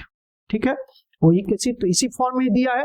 तो C2H5 3 नंबर पर प्रोपेनोइक एसिड इसका नाम हो जाएगा, क्या हो जाएगा, प्रोपेनोइक अम्ल या प्रोपेनोइक एसिड। ठीक है, आगे सवाल कौन सा है कि अल्काइल हैलाइड का उपयोग किया, देखिए अल्काइल हैलाइड मतलब कि RX हो गया, RX, तो RX से क्या क्या बन सकता है, तो हम लोग ऊर्ज रिएक्शन जानते हैं, उसके द्वारा अल्केन बन सकता है। ऊर्ज रिएक्शन के द्वारा क्या हो जाता है, RX का डबल RX ले लिया जाए और 2 मोलिक्यूल्स ऑफ RX ले लिया जाए, तो RX ले लिए तो क्या बन जाएगा, RR बन जाएगा। ठीक है जी, तो इसका फिर इसी तरह ऊर्ज रिएक्शन से ही हो जाएगा। दूसरा क्या है, अल्कीन, यदि इसका क्या करें, एलिमिनेशन कर दे तो अल्कीन बन जाएगा। RX में से एक X निकल जाए, एक S निकल जाए, तो फिर बन जाएगा अल्कीन, और अल्कोहल भी बन जाएगा। ये X को सब्स्टिट्यूट करके, माने X मतलब ClBrI और F, ये सब होता है। X की जगह हेलोजन फॉर्म, तो इसको सब्स्टिट्यूट करके इसको इसके स्थान पर OH आ जाए तो क्या अल्कोहल भी बन सकता है। तो इसलिए ये जवाब आपका हो गया, अल्काइल हैलाइड से ये सभी बन सकते हैं। अगला सवाल आइए कि अल्काइल हैलाइड की घटती क्रियाशीलता का क्रम क्या है। तो अल्काइल हैलाइड की जो घटती क्रियाशीलता है वो क्या होता है, जो कार्बन और क्लोरीन की, कार्बन और हैलोजन के बीच CX का जो बॉन्ड होता है, C और X मतलब कि कार्बन और हैलोजन के बीच जो बॉन्ड बना, उसके डिक्रीजिंग, उसके इनवर्सली प्रोपोर्शनल होता है। तो हम लोग जानते हैं कि RI, फिर क्या होता है लेस देन RBr, तब क्या होता है RCl। ठीक है, तो इस क्रम में बढ़ता है, बॉन्ड एनर्जी अल्केन की, मतलब कि अल्काइल हैलाइड की बॉन्ड एनर्जी इस क्रम में बढ़ती है। ये आप लोग जानते हैं इंक्रीजिंग ऑर्डर है। आप क्या करेंगे, इसका इनवर्सली प्रोपोर्शनल होता है, तो क्या हो जाएगा, ये RI सबसे बड़ा, तब क्या हो गया RBr, और तब क्या हो गया अल्काइल ब्रोमाइड, और तब ये अल्काइल क्लोराइड। ठीक है, तो कहा जा रहा है कि अल्काइल हैलाइड की घटती क्रियाशीलता का ऑर्डर क्या है, तो ऑर्डर है इसका RI greater than RBr greater than RCl। ठीक है, अगले सवाल पर आए लोग। अगला सवाल है आपका ब्यूटेन 2 बहुत ही अच्छा सवाल। ब्यूटेन 2 ऑल से ही पता चल रहा है कि ये अल्कोहल फैमिली का मेंबर है। कैसे, तो ये अल्कोहल, IUPAC नेम जब हम लोग लिखते हैं तो अल्कोहल से क्या होता है, ये ऑल वाला सब्स्टिट्यूट करते हैं। अल्केन का क्या करते हैं, अल्केन से ANE हटा देंगे -ANE, और प्लस क्या कर देंगे ऑल। ठीक है जी, तो क्या बना अल्केनॉल, अल्केनॉल ये शो कर रहा है, ऑल यहाँ शो कर रहा है कि ये अल्कोहल है। अब पूछा जाए प्राइमरी है कि सेकेंडरी है कि क्या है, तो कैसे पता चलेगा, तो यदि एक कार्बन से एक जो कार्बन जुड़ा हो, जो माने OH ग्रुप उस कार्बन से जुड़ा है जो दूसरे कार्बन से, एक ही कार्बन से जुड़ा है, या उसको क्या बोलेंगे प्राइमरी अल्कोहल। और ऐसा कार्बन जो 2 कार्बन से जुड़ा है और तब उससे अल्कोहल लगा है, तो उसको बोलेंगे क्या है, उसको क्या बोलेंगे, इसको CH3 हो गया, यहाँ पर CH और ये H, तो इसको बोलेंगे सेकेंडरी अल्कोहल। ये प्राइमरी हो गया 1 डिग्री और ये हो गया 2 डिग्री। और फिर क्या हो गया, ऐसा हो गया कि ये 3 उस कार्बन से OH ग्रुप अटैच है जो दूसरे 3 कार्बन से अटैच है, तो इसका नाम है टर्शियरी 3 डिग्री टर्शियरी अल्कोहल। अब यहाँ का जो ब्यूटेन 2 क्या होता है, तो ब्यूटेन देख लीजिए CH3 CH2, ब्यूटेन क्या होता है CH3 CH2 CH2, ब्यूटेन, ये ब्यूटेन होता है आपका। अब कह रहा है कि दूसरे पोजीशन पर 1 2 3 4 क्या है, दूसरे पोजीशन पर OH आ जाए, यहाँ का H हटा करके, यहाँ पर H हटा करके क्या करें, यहाँ पर H हटा करके एक H हटा दीजिए, उसकी जगह क्या लाइए OH लगा दीजिए, ठीक है, और ये CH3। तो अब बताइए कि ये जो कार्बन परमाणु जुड़ा है ये कितने, और वह कार्बन परमाणु जिससे OH अटैच है वो कितने और परमाणु से जुड़ा है, कार्बन परमाणु से, एक यहाँ पर एक यहाँ पर, ठीक है जी। तो इसका मतलब क्या है, ब्यूटेन नेमिंग कैसे करेंगे, 1 2 1 2 1 2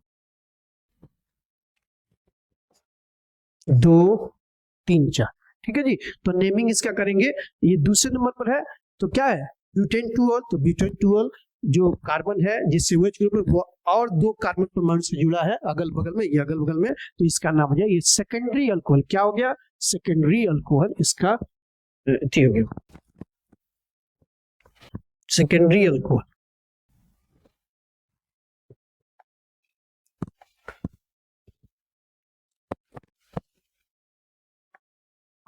सेकेंडरी अल्कोहल हो गया, ठीक है जी।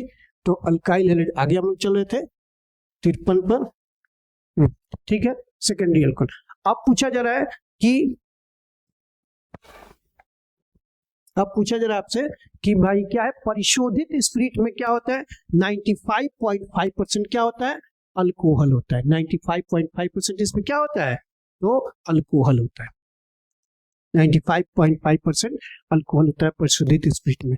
अगला आ जाए, आए लो, अगला में कहा जा रहा है कि ल्यूकस रिएजेंट सबसे तीव्र गति से अभिक्रिया करता है, किससे अभिक्रिया करता है, तो टर्शियरी अल्कोहल से अभिक्रिया करता है और टर्बिडिटी उत्पन्न करता है। तो करने का मतलब है, और क्या, अल्काइल हैलाइड बनेगा। तो सबसे ये डी और सी ऑप्शन जो है इसका, टर्शियरी अल्कोहल, ये कैसे हुआ, तो जो बीच वाला ये जिससे OH ग्रुप अटैच्ड है वो क्या है, 3 कार्बन से जुड़ा हुआ है, 3 कार्बन से, ये CH3 ट्वाइस यहाँ दिख रहे लो, और ये फिर CH3, ठीक है। तो ये कितने कार्बन से जुड़ा है, ये 3 कार्बन से जुड़ा है, तो यही टर्शियरी अल्कोहल हो गया, ठीक है। तो टर्शियरी अल्कोहल ल्यूकस अभिक्रिया से सबसे तीव्र गति से कौन करता है, तो टर्शियरी अल्कोहल काम करेगा, और रूम टेम्परेचर पर आपका, रूम टेम्परेचर पर ही टर्बिडिटी उत्पन्न होगी, आगे बढ़ेगा और अल्काइल हैलाइड बनाएगा। अगला क्या है आपका, कौन सरल ईथर है, तो सरल ईथर का फंक्शनल ग्रुप सबको पता है, ओ इधर कार्बन रहेगा और इधर कार्बन रहेगा। तो सबसे सरल ईथर जो होता है क्या होता है, दोनों तरफ ऑक्सीजन के दोनों तरफ क्या होता है, same number of carbon atoms हो, तो यहाँ भी CH3 हो जाए और यहाँ भी CH3 हो जाए, तो इसी को सिमेट्रिकल ईथर भी कहते हैं। तो यहाँ ऐसा ऑप्शन दिखाई दे रहा है आपको, यहाँ पर CH3 CH2, यहाँ भी 2 और यहाँ भी 2, नहीं ये गलत है, ये नहीं चल रहा है। ये ऑप्शन आपका क्या आ रहा है, ये तीसरा ये सी ऑप्शन इसका, क्योंकि इधर भी 2 कार्बन, इधर भी 2 कार्बन, इधर भी इथाइल, इधर भी इथाइल, इसका नाम हो गया इथॉक्सी इथेन, चाहे इसका नाम डाइथाइल ईथर हो गया। अगले सवाल पर आए लोग, अगला सवाल है आपका, टॉलेंस अभिकर्मक किसका अमोनिया घोल है, तो अमोनियाकल सिल्वर नाइट्रेट सॉल्यूशन को ही टॉलेंस रिएजेंट हम लोग कहते हैं। अगले सवाल पर आए लोग कि कैल्शियम एसिटेट और क्या है, कैल्शियम फॉर्मेट। कैल्शियम एसिड क्या होता है, एसिटेट, एसिटिक एसिड से आया तो CH3 Ca हो गया, इधर से या ऐसे लिखे लो, कैल्शियम हो गया, ये CH3 COO कैल्शियम एसिटेट, और यहां से CH3 COO, ठीक है। और इधर से क्या हो गया आपका, बन रहा है यहाँ पर कौन सा, कैल्शियम फॉर्मेट, तो फॉर्मिक एसिड से आया तो CHO, CaCHO, CHO, COOH होता है, COOH फॉर्मिक एसिड क्या होता है, C और फॉर्मिक एसिड HCOH, HCOOH होता है। ठीक है, तो एक हाइड्रोजन हट गया, उसकी जगह SCOH, तो इसको सही से करना पड़ेगा COOH,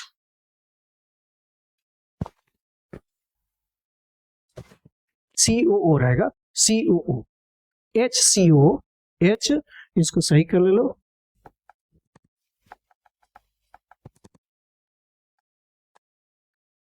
ये COO,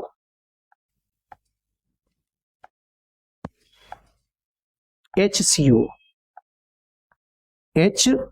HCOO, ठीक है। इसी तरह से यहाँ पर C से रहेगा तो COO और ये SCO, तो क्या हो गया, इसमें से क्या करेंगे, जब हीट करेंगे तो इसमें से CO2 आपका निकल जाएगा, यहाँ CaCO3, यहाँ पर CaCO3 निकल जाएगा और बनेगा CH3, यहाँ से CO और यहाँ पर O, ये CO3 निकल गया, बच गया CH3CHO, CH3CHO, CH3 क्या बना, CH3 इधर से देखिए और इधर से CHO, इसका नाम क्या है, यही एसिटल्डिहाइड इसको कहते हैं, और IUPAC नेम क्या हो गया, इसका नाम हो गया इथेनॉल। आगे बढ़े लो, अगला है आपका कि इसका IUPAC नेम क्या है, तो ये सही से लिख ले लो, CH3 हो गया, उसके बाद से CH है और CH के साथ क्या है, ये CH3 अटैच है, और फिर आगे बढ़ करके यहाँ पर CHO है।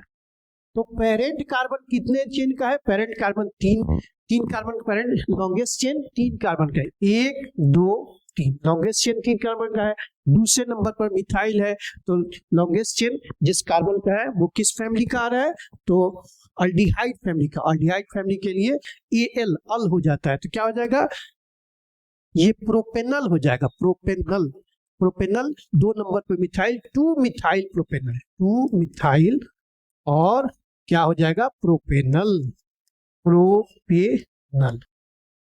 2 मिथाइल प्रोपेनल, ये हो गया आपका 2 मिथाइल प्रोपेनल, इसका सही जवाब है 2 मिथाइल प्रोपेनल। आगे बढ़े लो, अगला सवाल है आपका कि कौन जो है यूरोट्रोपिन, तो यूरोट्रोपिन में क्या CH2 6 हो जाता है और N4 हो जाता है। आगे अगला सवाल है आपका कि मोनोकार्बोक्सिलिक एसिड में किसका, हाँ कौन सा जो है इसका isomer monocarboxylic acid is functional, किसका फंक्शनल ग्रुप आइसोमर है, तो हम लोग मोनोकार्बोक्सिलिक एसिड का फॉर्मूला क्या होता है बोलिए, CnH2nO2, क्या होता है CnH2nO2, ठीक है। CnH2 किसका फॉर्मूला होता है, कार्बोक्सिलिक एसिड के फंक्शनल ग्रुप का होता है, COH फंक्शनल ग्रुप का भी होता है, और फिर क्या होता है COR माने एस्टर वाले फंक्शनल ग्रुप का भी यही फॉर्मूला होता है। तो आइसोमर किसको कहा जाता है, सेम मोलिकुलर फॉर्मूला पर डिफरेंट क्या हो, एक्टिविटी अलग, केमिकल रिएक्शंस अलग, फंक्शनल ग्रुप अलग, सेम जो है मोलिकुलर फॉर्मूला लेकिन फंक्शनल ग्रुप अलग अलग है, तो उनको फंक्शनल ग्रुप आइसोमर बोला जाएगा। फंक्शनल आइसोमर कौन हो गया, एस्टर हो गया। इसी तरह हम लोग जानते हैं और भी है आपका कि अल्डिहाइड कीटोन भी फंक्शनल ग्रुप आइसोमर है, इसका CnH2nO, तो किसका फॉर्मूला ये आपका अल्डिहाइड का भी है, अल्डिहाइड का फंक्शनल ग्रुप क्या होता है पता है सबको, CHO, COH किसका है, तो अल्डिहाइड का फंक्शनल ग्रुप, कीटोन का functional group C double bond O, ठीक है जी, CO हो गया कीटोन का फंक्शन, ये फ्री है, इस पर कार्बन इस पर कार्बन लग सकता है। अब है एक और हम आपको बताना चाहते हैं कि ईथर अल्कोहल भी फंक्शनल ग्रुप है, आपस में फंक्शनल ग्रुप आइसोमर है, तो क्या होता है CnH2n प्लस क्या, CnH2n प्लस 1, या ऐसे कीजिए इसको CnH2n प्लस 2O, ये किसका हो गया, तो इसमें ईथर भी आ जाएगा, ईथर और अल्कोहल, ठीक है जी, ईथर और अल्कोहल, ईथर तो ठीक है, PHER ईथर हो गया, ये अल्कोहल अल्कोहल COHOL। ठीक है, तो हम लोगों ने एक सवाल फंक्शनल ग्रुप आइसोमर से रिलेटेड जो है सवाल मॉलिक्यूलर फॉर्मूला यदि पता है तो आप बता सकते हैं कि वे फंक्शनल ग्रुप्स कौन कौन फंक्शनल ग्रुप आइसोमर शो कर सकते हैं। अगला सवाल है आपका कि कौन सबसे प्रबल जो है सबसे स्ट्रॉन्गेस्ट एसिड इसमें दिए गए। तो हम लोग जानते हैं क्या होता है, जो इलेक्ट्रॉन विड्रॉइंग ग्रुप यदि किसी कार्बन एटम पर बढ़ रहा है, यहाँ पर क्या है इलेक्ट्रॉन खींचने वाला, तो इलेक्ट्रॉन खींचने वाले ग्रुप का distance number power, electron withdrawing group जो है मतलब कि आप कहेंगे इंडक्टिव इफेक्ट निर्भर करता है डिस्टेंस नंबर और पावर पर। तो यहाँ पर क्या है, सब में क्लोरीन लिखा है तो पावर तो सबका सेम हो गया, डिस्टेंस ये दूसरे नंबर कार्बन क्या हो गया COH CH3 और यहाँ पर COOH, तो ये पहला नंबर कार्बन हो गया। दूसरा नंबर तो सब तो दूसरे नंबर कार्बन से ही हाइड्रोजन भी अटैच है, यहाँ एक क्लोरीन है, यहाँ दो क्लोरीन है, ये तीन क्लोरीन, तो क्लोरीन का पावर तो सेम हो गया, डिस्टेंस सब में सेम है, लेकिन नंबर क्या है अलग अलग है। यहाँ पर एक भी क्लोरीन नहीं है, यहाँ एक क्लोरीन, यहाँ दो, यहाँ तीन, तो सब स्ट्रॉन्गेस्ट एसिड क्या हो गया, ट्राइक्लोरो, इसका नाम क्या हो जाएगा CH3COH आपका एसिटिक एसिड होता है या इथेनोइक एसिड होता है, ट्राइक्लोरो इथेनोइक एसिड इसका नाम हो गया। तो यही आपका नंबर सबसे ज्यादा संख्या क्लोरीन के, इसलिए यह स्ट्रॉन्गेस्ट एसिड होगा। अगले सवाल की तरफ हम लोग बढ़े तो क्या है, फॉर्मिक एसिड को देखिए, फॉर्मिक एसिड क्या होता है, हम लोगों ने अभी देखा HCOOH, यही आपका फॉर्मिक एसिड है, और इसको कह रहा है कि भाई H2SO4 के साथ कौन के H2SO4 के साथ गर्म कर दीजिए।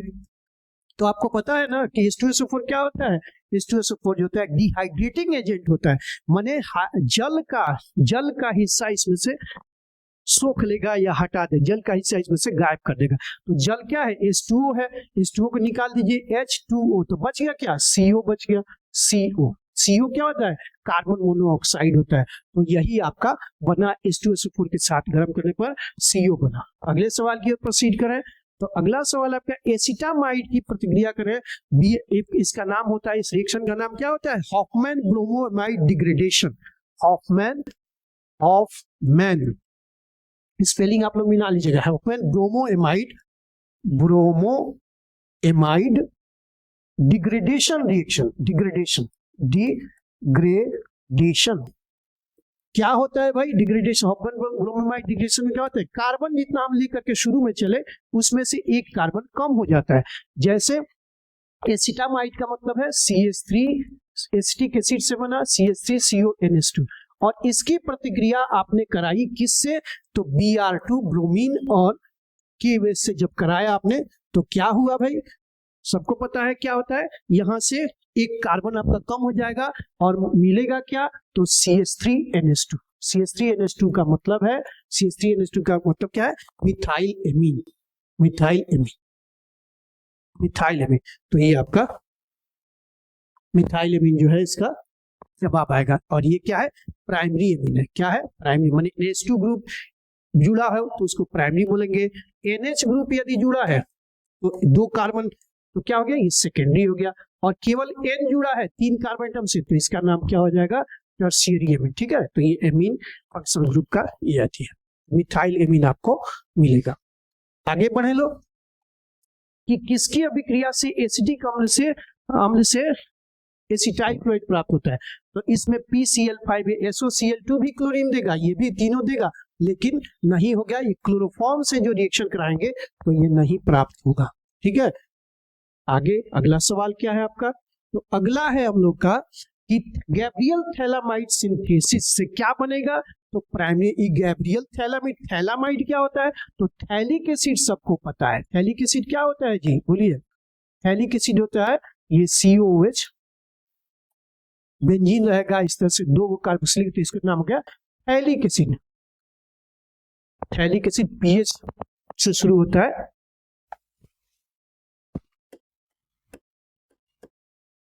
Phthalic acid. ठीक है जी, अब इसकी प्रतिक्रिया अमोनिया से आप करा रहे हैं तो क्या हो जाएगा, ये बन गया आपका बेंजीन का ये रिंग रहेगा, और यहाँ पर CO रहेगा, ये CO रहेगा, और इधर से NH हो गया।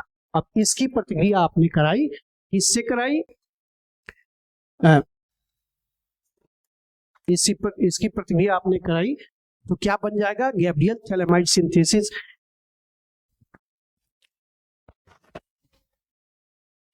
RCl से कराई, KOH से कराई, तो क्या बन गया, KOH से कराए तो N माइनस, ये हो गया आपका N माइनस के,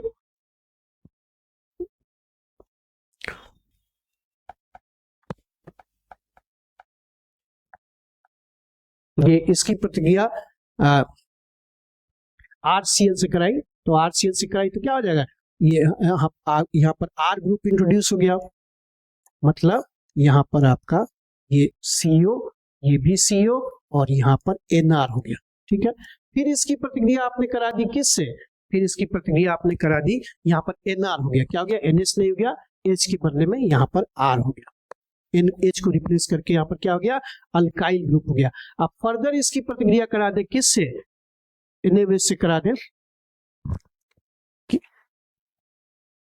NaOH से करा दे तो क्या हो जाएगा, NaOH से करा दे तो आपका ये रिएक्शन जो आएगा क्या हो जाएगा, यहाँ पर NR हो गया और NH2 मतलब प्राइमरी एमीन आपको मिलेगा, और CH NaOH KOH से कराइए, NaOH KOH से करा के देखिए तो क्या हो जाएगा, NaOH KOH, ठीक है, KOH से करा दिए, तो थैलामाइड का KOH से KOH से कराएं तो क्या हो गया, थैलामाइड का फिर थैलिक एसिड मिल गया और RNH2 आपको मिल गया, मतलब कि प्राइमरी एमीन मिल गया, क्या मिल गया, प्राइमरी एमीन, ठीक है। अगले सवाल पर आए लोग, तो अगला सवाल है हम लोग का कि कार्बोहाइड्रेट, सबको पता है कार्बोहाइड्रेट क्या है, हाइड्रेट्स ऑफ कार्बन, CX और H2O का क्या है, Y है, ठीक है, हाइड्रेट्स ऑफ कार्बन है, तो इसमें क्या क्या है, कार्बन है, ऑक्सीजन है, हाइड्रोजन है, ठीक है। आगे बढ़े लोग, अगला सवाल है हम लोग के लिए कि ग्लूकोज और फ्रक्टोज, सबको पता है ग्लूकोज और फ्रक्टोज दोनों का मॉलिक्यूलर फॉर्मूला क्या होता है,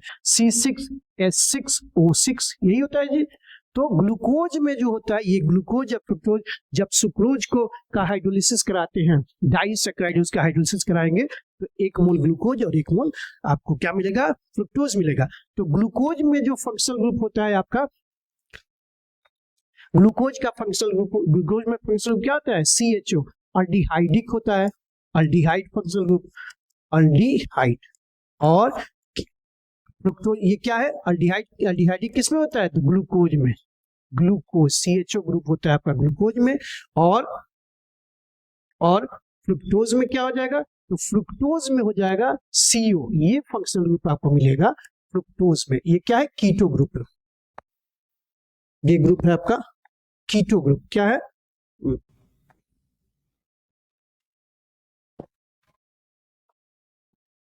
क्या है, कीटो ग्रुप है आपका, कीटो ग्रुप क्या हो जाएगा, CO ग्रुप, CO ग्रुप आपका कीटो हो गया, तो ये किस में मौजूद रहेगा, इसको कीटो ग्रुप बोलते हैं, और ये किस में मौजूद रहेगा, तो फ्रुक्टोज में, FRUC2C फ्रुक्टोज हो गया।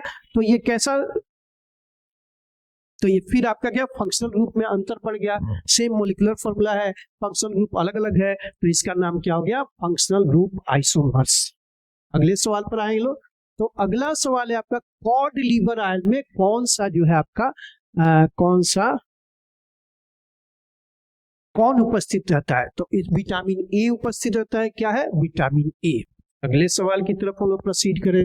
अगला सवाल है आपका कि पेप्टाइड बॉन्ड को कौन सही तरीके से लिखा है। पेप्टाइड बॉन्ड का मतलब समझ रहे हो क्या होता है, पेप्टाइड बॉन्ड का मतलब ग्लाइसिन ले लीजिए, तो ग्लाइसिन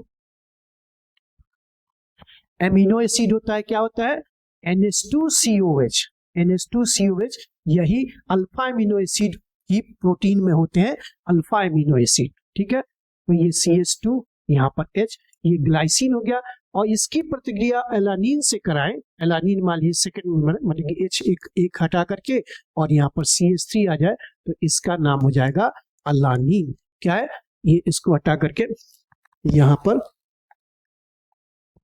H हटा करके एक CH3 लगा दीजिए, ठीक है, CH3, तो इसका नाम हो गया एलानिन, अलानिन, ये हो गया ग्लाइसिन, ग्लाइसिन, और ये हो गया आपका अलानिन, अलानिन।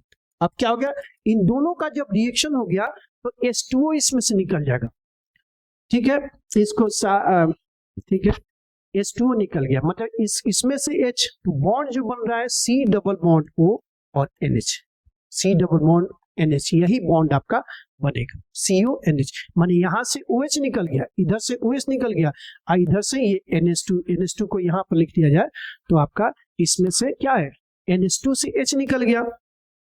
इसको और अच्छे से लिखा जाए तो समझ में आएगी बात।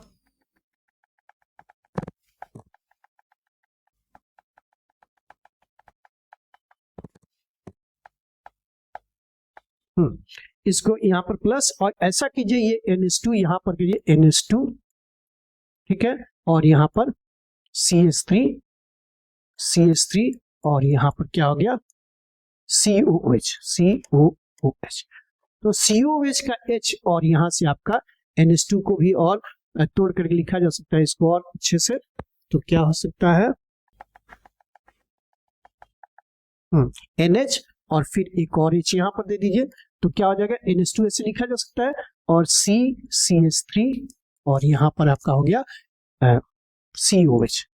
तो क्या हो गया COH में से OH निकलेगा और इसमें से N निकल गया, ठीक है। तो बच गया क्या, ये दोनों के बीच बॉन्ड हो गया तो CH2 हो गया, ये CH2 हो गया, फिर क्या हो गया ना से ये NH2 हो गया, और यहाँ पर क्या बच गया, ये CO बच गया, क्या CO बच गया, और यहाँ पर ये NH आ गया CONH, और फिर उसी तरह से ये CH3 हो गया और यहाँ पर COH, ठीक है जी।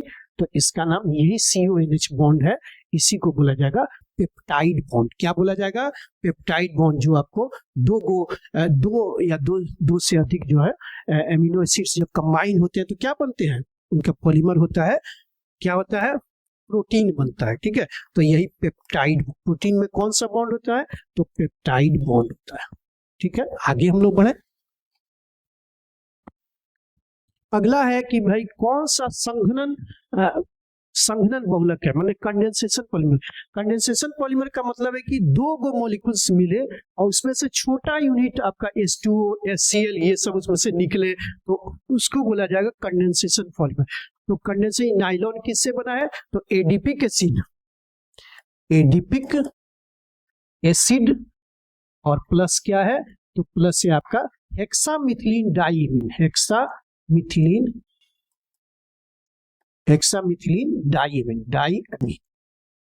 तो ये क्या है, कंडेंसेशन पॉलीमर है।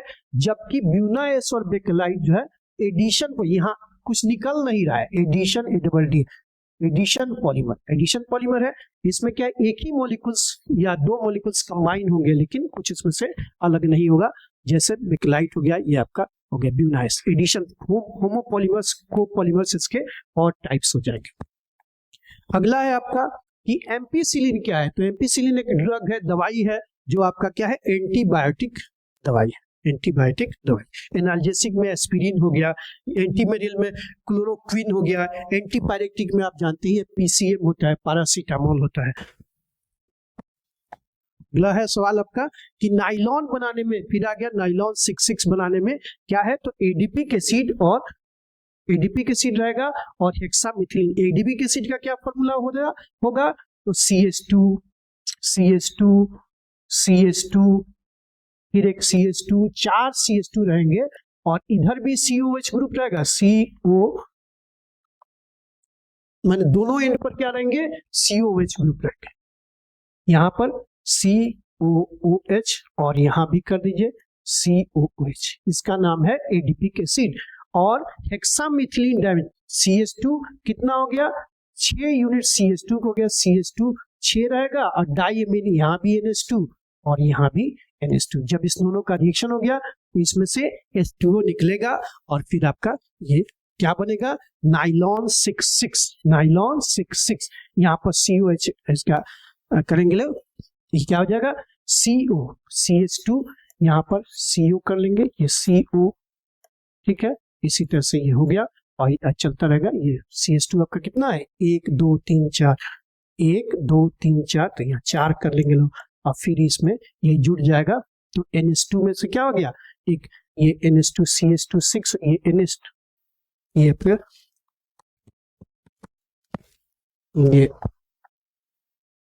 ये इस एंड से एक हाइड्रोजन निकला, तो क्या हो जाएगा, चूंकि आपको वाटर निकालना था OH, ये NH हो गया, NH, और फिर यह CH2 6 हो गया, और फिर इसी तरह ये NH और ये इसका ये n टाइम्स हो जाएगा, तो आपका क्या बन जाएगा, ये आपका नाइलॉन बन जाएगा, nylon 66, nylon 66, nylon 66, 6,6 nylon 6।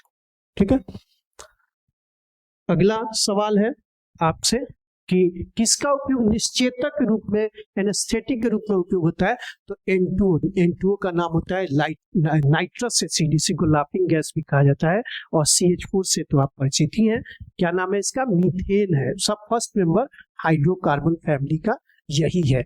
N2 को नाइट्रोजन तो आप लोग जानते ही हैं कि नाइट्रोजन गैस को नाइट्रोजन, CO2 क्या है, बस बच्चा सबको जुबा पर CO2 है जो ग्लोबल वार्मिंग के लिए रिस्पॉन्सिबल होता है।